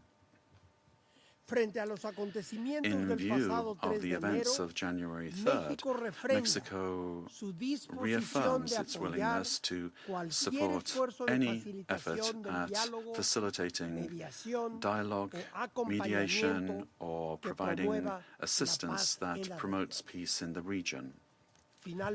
Finally, we cannot overlook the fact that this session of the Council has been held only now, when what we face is a serious situation that puts international peace and security at risk. Thank you. I thank the representative of Mexico for his statement, and now give the floor to the representative of Paraguay. Gracias, señor presidente. Thank you, Mr. President. La delegación de la República del Paraguay the delegation of Paraguay would like to thank the Presidency and the members of the Council for the opportunity to take the floor at this very important session. Sobre la deriva Paraguay has already pointed out the situation with regard to Venezuela under President Maduro and the Cartel de los Soles and the criminal organization that was formally declared as such by our national authorities, and his continued presence was a threat to the region. The exit of the leader of that terrorist organization should immediately lead to the restoration of democracy and to the rule of law in Venezuela, making it possible for the popular will expressed at the ballot box will be the foundation for reconstruction in Venezuela. We would also urgently call for the release of all political prisoners that are still in the prisons of that country, and we reiterate that a return to democratic institutions in Venezuela and the possibility for the legitimately elected authorities to resume their functions are fundamental steps for stability in the region. And finally, Paraguay reaffirms our historic commitment to the peaceful settlement of disputes, and we desarrollo de los acontecimientos actuales en Venezuela y alienta a priorizar vías democráticas que garanticen una transición ordenada. Nuestro compromiso es y seguirá siendo con los principios democráticos del Estado de Derecho y la paz social. Muchas gracias, señor presidente. Thank you very much, Mr. President. I thank the representative of Paraguay for his statement, and now give the floor representative of Cuba. Gracias, señor presidente. Thank you, Mr. President. Mr. President, Cuba aligns itself with the statement to be delivered by Eritrea on behalf of the group of friends of the United Nations and Uganda on behalf of the non-aligned movement. Since September of last year, Cuba has been denouncing the hegemonic and criminal plans of the United States and its aggressive projection against Venezuela and the region. We have clearly been exposed to the serious and unpredictable consequences of the irresponsible conduct of the U.S. government for the political, social and economic stability of Latin America and the Caribbean, and more generally for international peace and stability. On the 23rd of December, in this very body, we set out the sequence and escalation of actions carried out by the United States with the aim of overthrowing by force the legitimate and constitutional government of Venezuela and destroying the civic and military union. The United States resorted to various maneuvers to materialize its plans for domination, including vile extrajudicial executions and acts of piracy, maritime terrorism against oil tankers and their crews in international waters of the Caribbean Sea, as well as the imposition of an illegal naval blockade against Venezuela and the politically motivated designation of its legitimate government as a foreign terrorist organization. Previously, it had subjected that country to prolonged unilateral coercive measures, economic asphyxiation, smear campaigns and attacks against some of its important institutions, exposing it to a cruel psychological war, with absolute disrespect for the Charter of the United Nations and international law, including relevant resolutions adopted by this Council and by the General Assembly. On January the 3rd, United States military forces attacked Venezuela with total brutality and treachery, and in an unacceptable and barbaric act kidnapped its legitimate president, Nicolas Maduro and his companion Celia Flores. Cuba condemns in the strongest terms the military aggression of the United States against Venezuela, while categorically reiterating its absolute support and solidarity with the Venezuelan people, and joins the demand that the government of the United States release the constitutional president, Nicolas Maduro Moros, and his companion Celia Flores. In the criminal attack perpetrated by the United States, 32 Cubans lost their lives in combat actions. They were carrying out missions on behalf of the Revolutionary Armed Forces and the Ministry of the Interior at the request of counterpart bodies of that country. Our compatriots honorably fulfilled their duty and fell after fierce resistance in direct combat against the attackers or as a result of the bombings of the facilities. Through their heroic actions, they upheld the solidarity sentiments of millions of our compatriots. Mr. President, the cowardly U.S. aggression against Venezuela is a criminal act in violation of international law and the UN Charter. It constitutes a dangerous escalation of the sustained war campaign waged for years by the United States against that sister nation, which intensified since September 2025 with the aggressive naval deployment in the Caribbean Sea under mendacious pretexts and unfounded accusations without any evidence whatsoever. The U.S. military attack against Venezuela has no justification whatsoever. It does not respond to any provocation, nor does it possess legitimacy. It is based on the aberrant doctrine of peace through force and undermines the stability and peace that have characterized our Latin American and Caribbean region for years. It seeks to promote a change in the constitutional order of the Bolivarian Republic of Venezuela, freely chosen by its people. Its ultimate objective is not the false narrative of combating drug trafficking, but control over Venezuela's land and natural resources, as has been openly and shamelessly declared by President Trump and his Secretary of State. This is an imperialist and fascist aggression with objectives of domination that seeks to revive the U.S. hegemonic ambitions over our America, anchored in the outdated Monroe Doctrine. It also seeks to intimidate and subjugate the governments of Latin America and the Caribbean.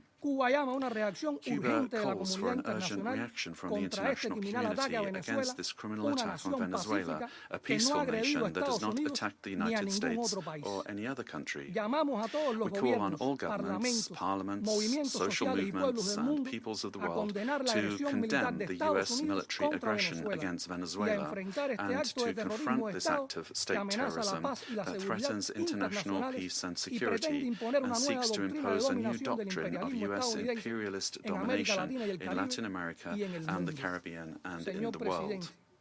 Mr. President, the recent statements about imperialist plans to steer Venezuela toward a supposed safe, appropriate and prudent transition are totally unacceptable.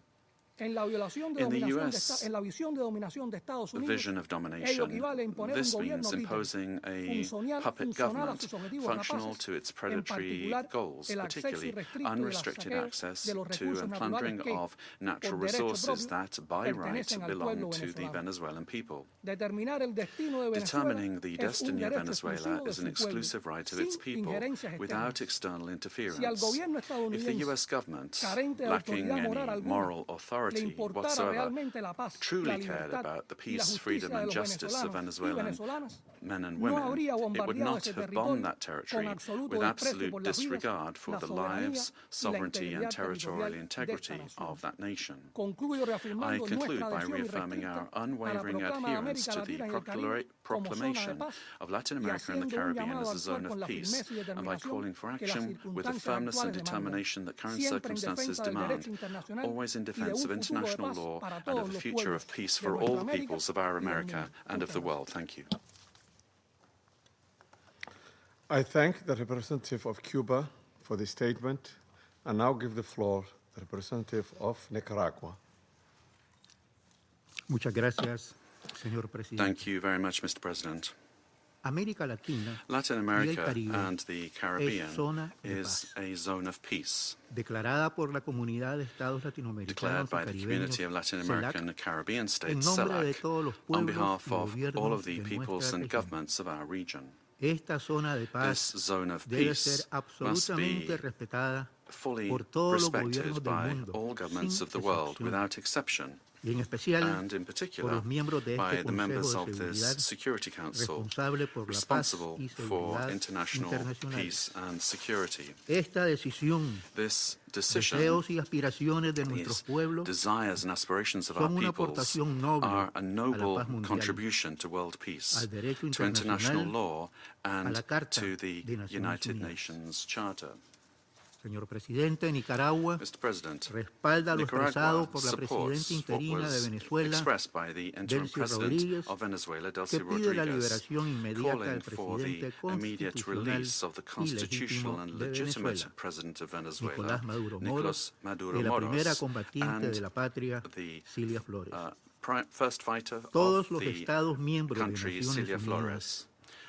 tenemos el deber All de member states respetar of el the United derecho Nations internacional, have the duty to el respect espíritu, los international law, propósitos y the principios spirit, de the la Carta purposes de and Naciones principles of Unidas, the United Nations Charter, el derecho a la the soberanía, right to sovereignty, autodeterminación, self-determination, integridad territorial territorial de los integrity of Estados, states, la no injerencia, la non-interference, convivencia and pacífica. peaceful coexistence.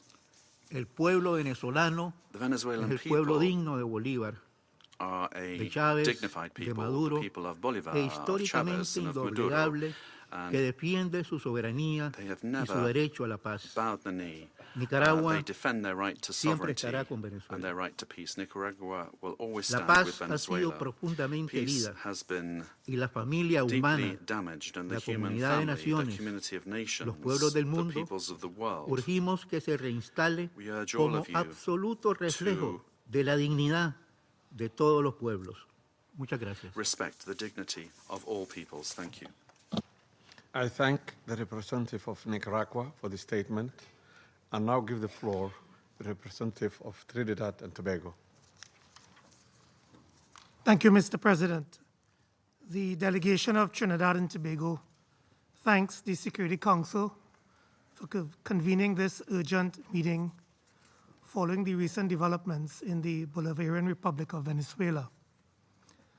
My delegation addresses this council today as a Caribbean nation, a neighbor of Venezuela, and a long-standing advocate for peaceful coexistence and the rule of law. The government of Trinidad and Tobago has taken note of the military operations undertaken by the United States in Venezuela. We remain committed to cooperative efforts led by the United States to disrupt and dismantle networks that enable transnational crime across the Americas, whose activities have had debilitating effects on the security and stability of the region.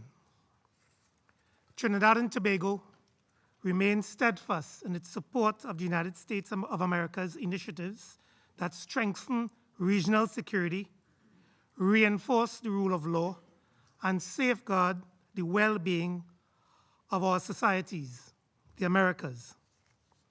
The government of Trinidad and Tobago, while valuing its long-standing and robust partnership with the United States, remains equally committed to maintaining a constructive and respectful relationship with the Bolivarian Republic of Venezuela, and continues to uphold peaceful relations with the people of Venezuela.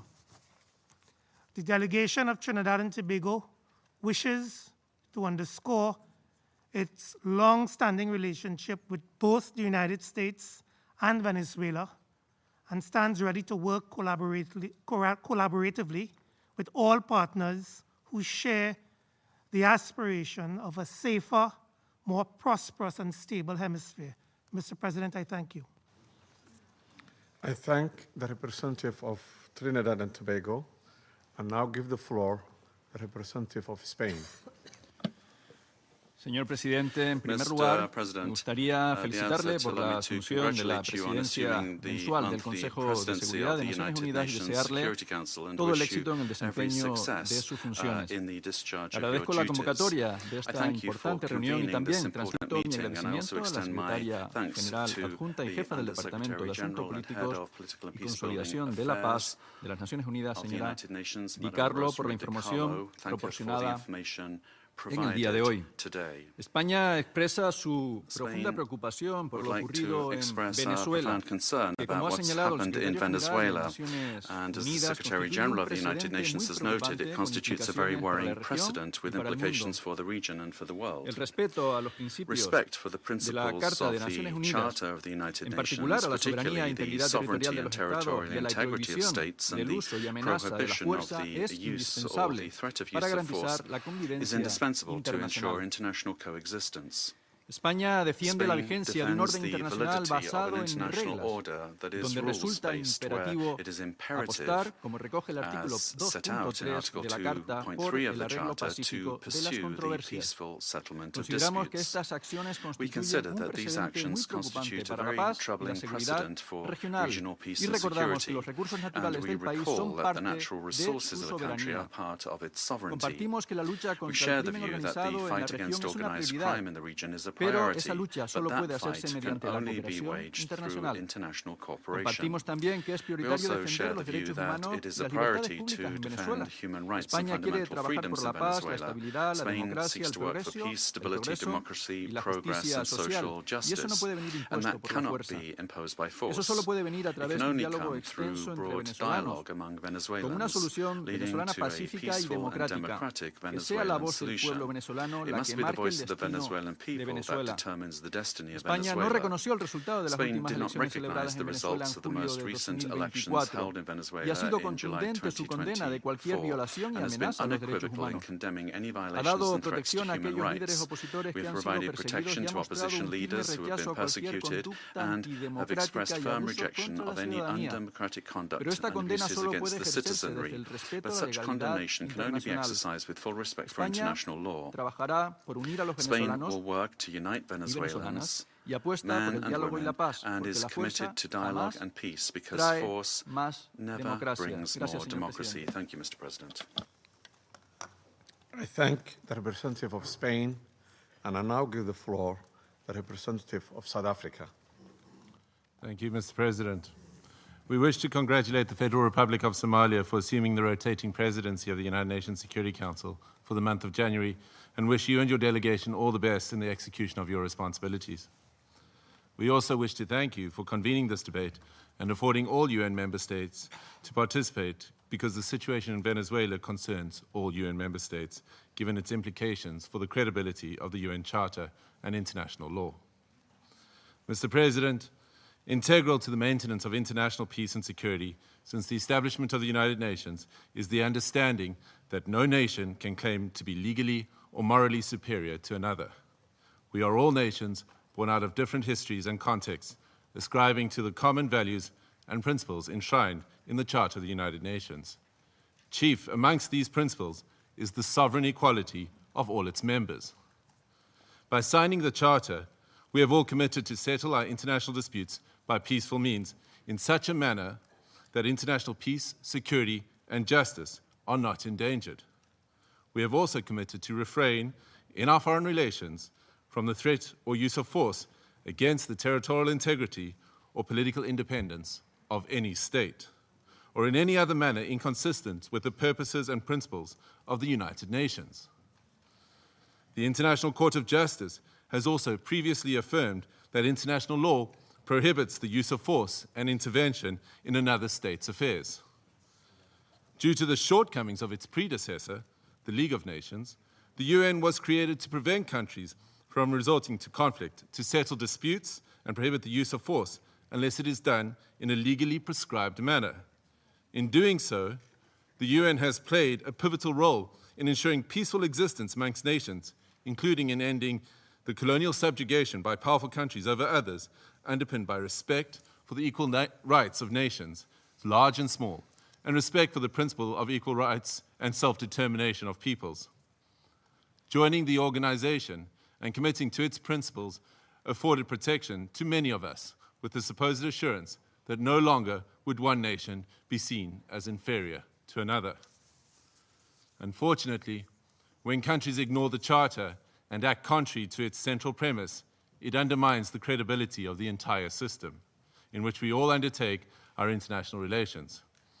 The stability of the international system depends not only on the respect, but on the consistent application of these established legal norms. We all benefit from a rules-based international order based on international law. When we break those norms, we invite anarchy and an environment where might makes right, ignoring the complexity of interrelations and interdependence in our modern world. Mr. President, the unilateral military strikes carried out by the United States of America against Venezuela and the abduction of President Nicolas Maduro and his spouse from Venezuelan territory for transfer to the United States wantonly violates the sovereignty and territorial integrity and independence of Venezuela. These actions are also in stark contrast to our established legal norms, reinforcing the belief that might is right and undermining diplomacy. History has repeatedly demonstrated that military invasions against sovereign states yield only instability and deepen crises. Unlawful unilateral force of this nature undermines the stability of the international order and the principle of equality among nations. Such use of force also undermines the institutional infrastructure established to regulate relations among nations. We have seen examples of these in Libya, Iraq, and countless cases in Africa where foreign interventions and interference create security crises and undermine national governance institutions cultivated through nuanced and complex national contexts. South Africa stresses that allegations of internal governance challenges, human rights concerns, or acts of criminality by a head of state cannot justify a breach of the Charter's prohibition on the use of force, particularly Article 2.4 of the Charter. The peaceful resolution of disputes and internal matters must proceed in accordance with international law and through multilateral mechanisms. Additionally, under international law, a state has exclusive jurisdiction over persons and conduct within its own territory. Any enforcement of domestic law, including arrest by one state within the territory of another state without the state's consent, is an unlawful violation of sovereignty. There are recourse mechanisms at the disposal of states to implement international law. This includes taking action by bringing a case before the International Court of Justice or seeking action from the Security Council. We note the statement issued by a group of concerned countries, mainly those in the Latin American region, most affected by the developments in Venezuela, which reiterates that the situation in Venezuela must be resolved exclusively through peaceful means, through dialogue, negotiation, and respect for the will of the Venezuelan people in all its expressions, without external interference and in accordance with international law. Mr. President, each one of our countries, including our peoples, that are members of this organization and that are bound to its charters, have the right to determine our own democratic and political path. This inherent charter-given right to self-determination cannot and should not be abrogated. If we do not stand up for the sovereign rights of any nations or states when they are undermined and wantonly violated, then which one of us are safe or are guaranteed protection by the principles of the Charter and international law? Failure to act decisively against such violations is a tantamount to inviting anarchy and normalizing the use of force and military might as the main form of discourse in international politics. This would be a regression into a world preceding the United Nations, a world that gave us two brutal world wars, and an international system prone to severe structural instability and lawlessness. We cannot afford to proceed into a complex future without the stability and protection afforded by international law. I thank you. I thank the representative of South Africa for his statement, and I now give the floor to the representative of Eritrea. Thank you, Mr. President. Allow me at the onset to congratulate Your Excellency and the government of the Federal Republic of Somalia on assuming the presidency of the Security Council for the month of January. We also extend our congratulations to Bahrain, Colombia, the Democratic Republic of Congo, Liberia, and Latvia on their election to the Security Council. As this is the first Security Council meeting of the year, allow me to pay tribute to the outgoing members, Algeria, Guyana, the Republic of Korea, Sierra Leone, and Slovenia, for their dedicated service and diligent work throughout the tenure of the Council. I read this statement on behalf of the Group of Friends in Defense of the United Nations Charter. The Group of Friends in Defense of the Charter of the United Nations condemns the most unequivocal and categoric manner the act of aggression perpetrated on 3rd January 2026 against the Bolivarian Republic of Venezuela by special forces of the United States of America, which included armed attacks against civilian and military objects in the capital city of Caracas, as well as in various other cities of the Venezuelan territory, and the illegal abduction of the President and First Lady of the Bolivarian Republic of Venezuela, His Excellency Mr. Nicolas Maduro Moros, and Her Excellency Mrs. Celia Flores de Maduro. The member states of the Group of Friends in Defense of the Charter of the United Nations expressed their serious concern at the impact of these series of armed attacks, particularly on civilians and their human rights to life, which have included military assaults with U.S. Special Forces, while emphasizing that such acts constitute a clear breach of international law and of each and every principle governing international relations, including those foreseen in the Charter of the United Nations. The Group of Friends of the Charter of the United Nations reiterates its firm support to the constitutional government of the Bolivarian Republic of Venezuela under the leadership of President Nicolas Maduro Moros, and emphasize the importance of ensuring strict respect for the inviolability of the immunities accorded to heads of states and government under international law, while renewing its unwavering solidarity with the Venezuelan people in their ongoing struggle for defending their homeland, including through the actions it may take within the framework of international law to exercise its inalienable right to self-defense.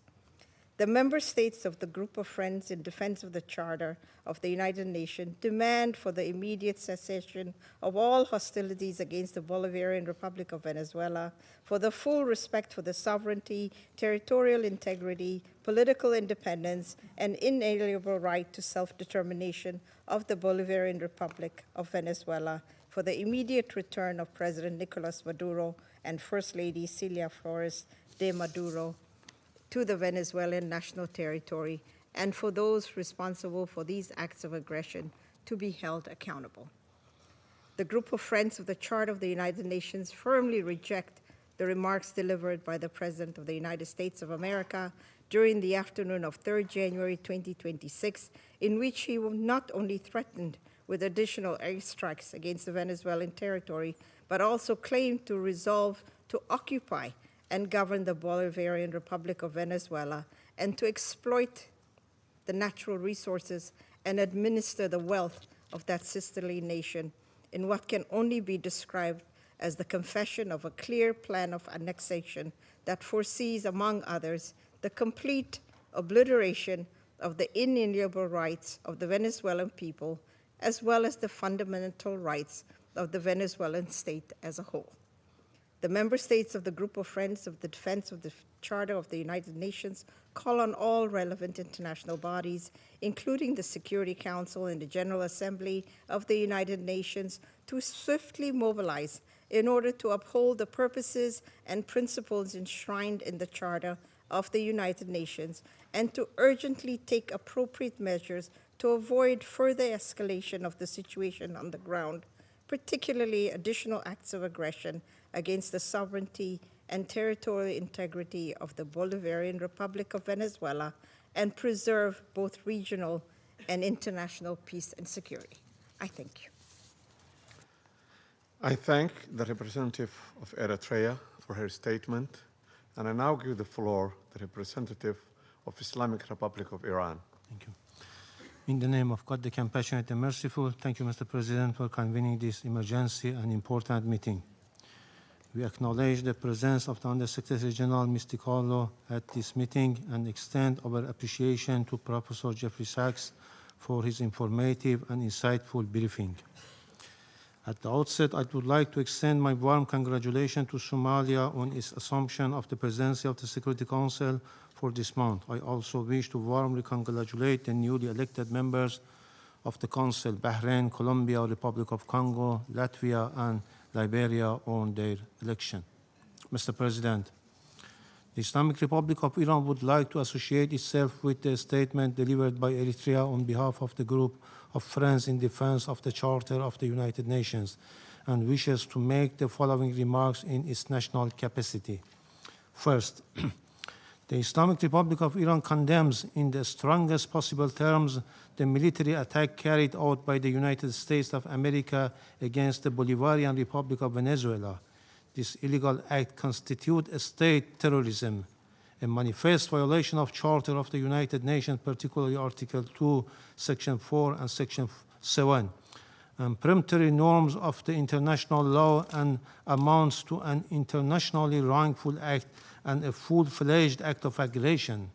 Such military aggression against an independent member state of the United Nations establishes a serious breach of regional and international peace and security with far-reaching consequences for the international system as a whole.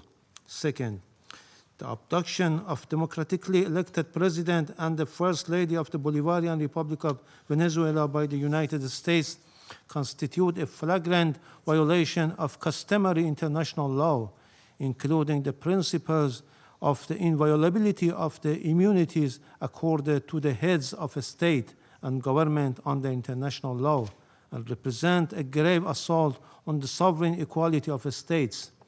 The Islamic Republic of Iran recalls Venezuela's inherent right to self-defense and underscores the legal responsibility of the United Nations, in particular the Security Council, to take immediate measures to halt this unlawful aggression and to ensure accountability for all those responsible. Iran also affirms its full support for the people and legitimates the elected government of the Bolivarian Republic of Venezuela.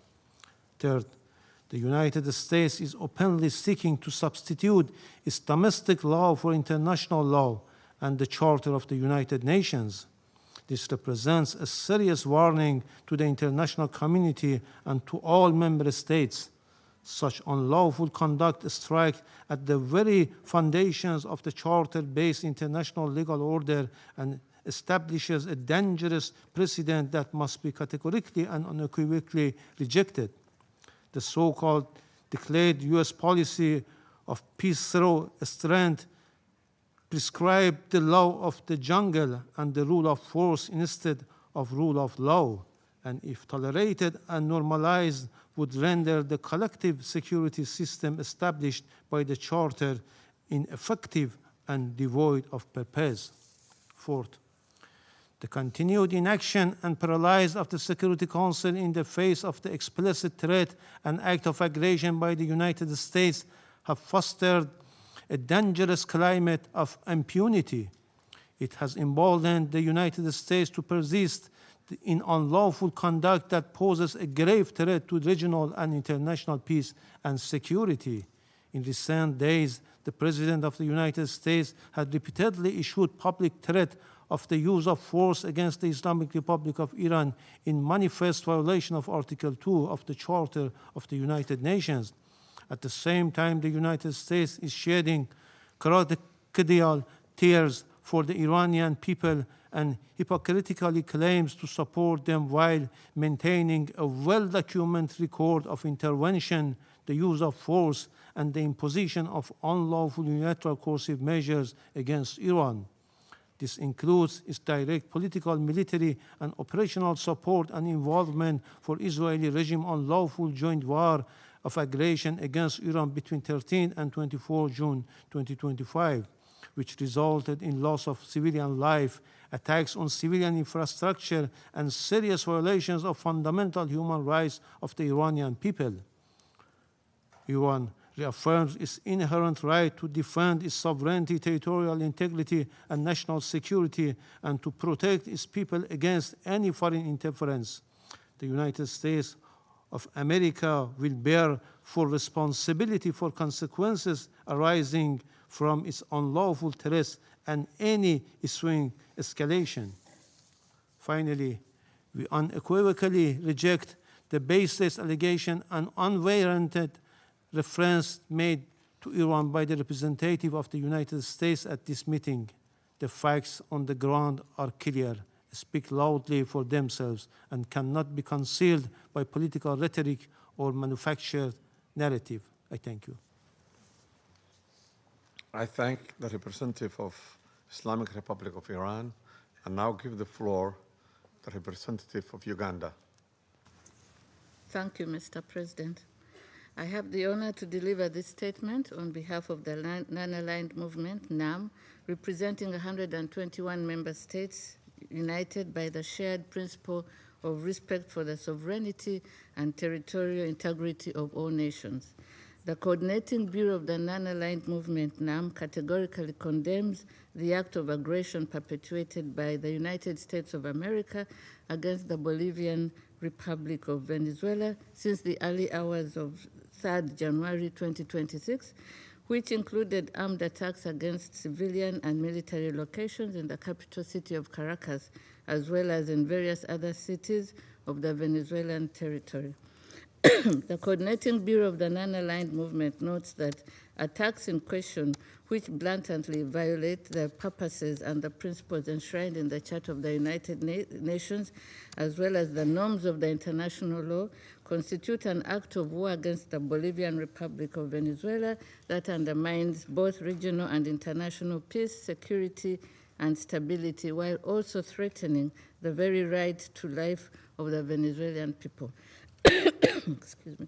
The Coordinating Bureau of the Non-Aligned Movement demands the immediate cessation of all hostilities against the Bolivian Republic of Venezuela, the full respect of the sovereignty, territorial integrity, political independence, and inalienable rights to the self-determination of Bolivian Republic of Venezuela, and that those responsible for those ongoing acts of aggression to be held accountable.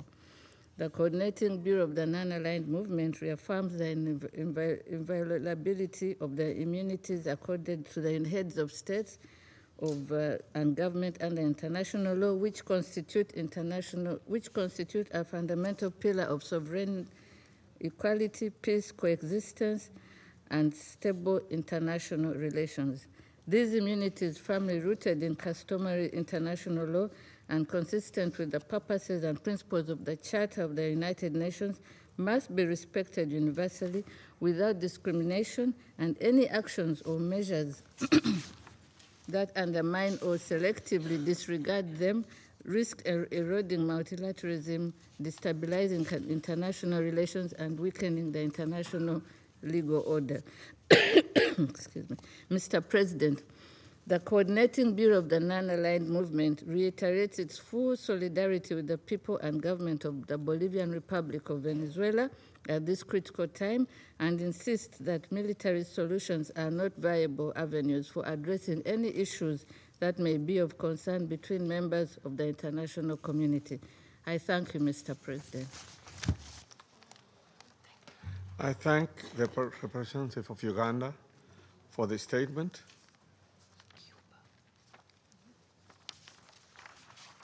I now give the floor to the representative of Cuba, who has asked for the floor to make a further statement.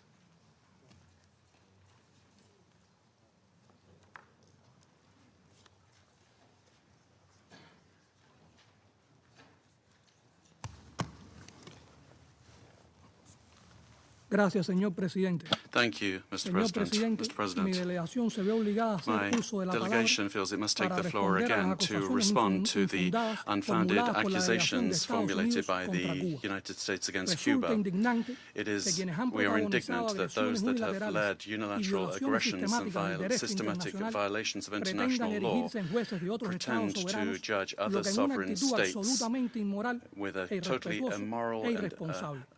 irresponsible attitude lacking respect. We fundamentally reject the accusations that Cuba has intelligence assets in Venezuela.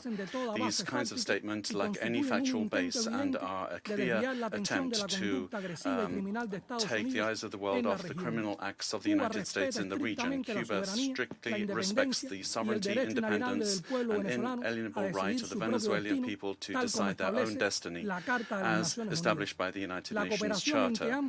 Cooperation between both countries is in multiple spheres, has legitimate basis, and is based on bilateral agreements signed by both parties, as has been declared by the revolutionary government. The 32 combatants that fell in terrorist acts perpetrated by the United States were in missions of the revolutionary forces at the request of Venezuela. Those patriots were heroic in their action, showing solidarity with millions of Cubans. These accusations attempt to suggest that Cuba is involved in this way in Venezuela. We categorically reject that. Thank you. I thank the representative of Cuba for the statement.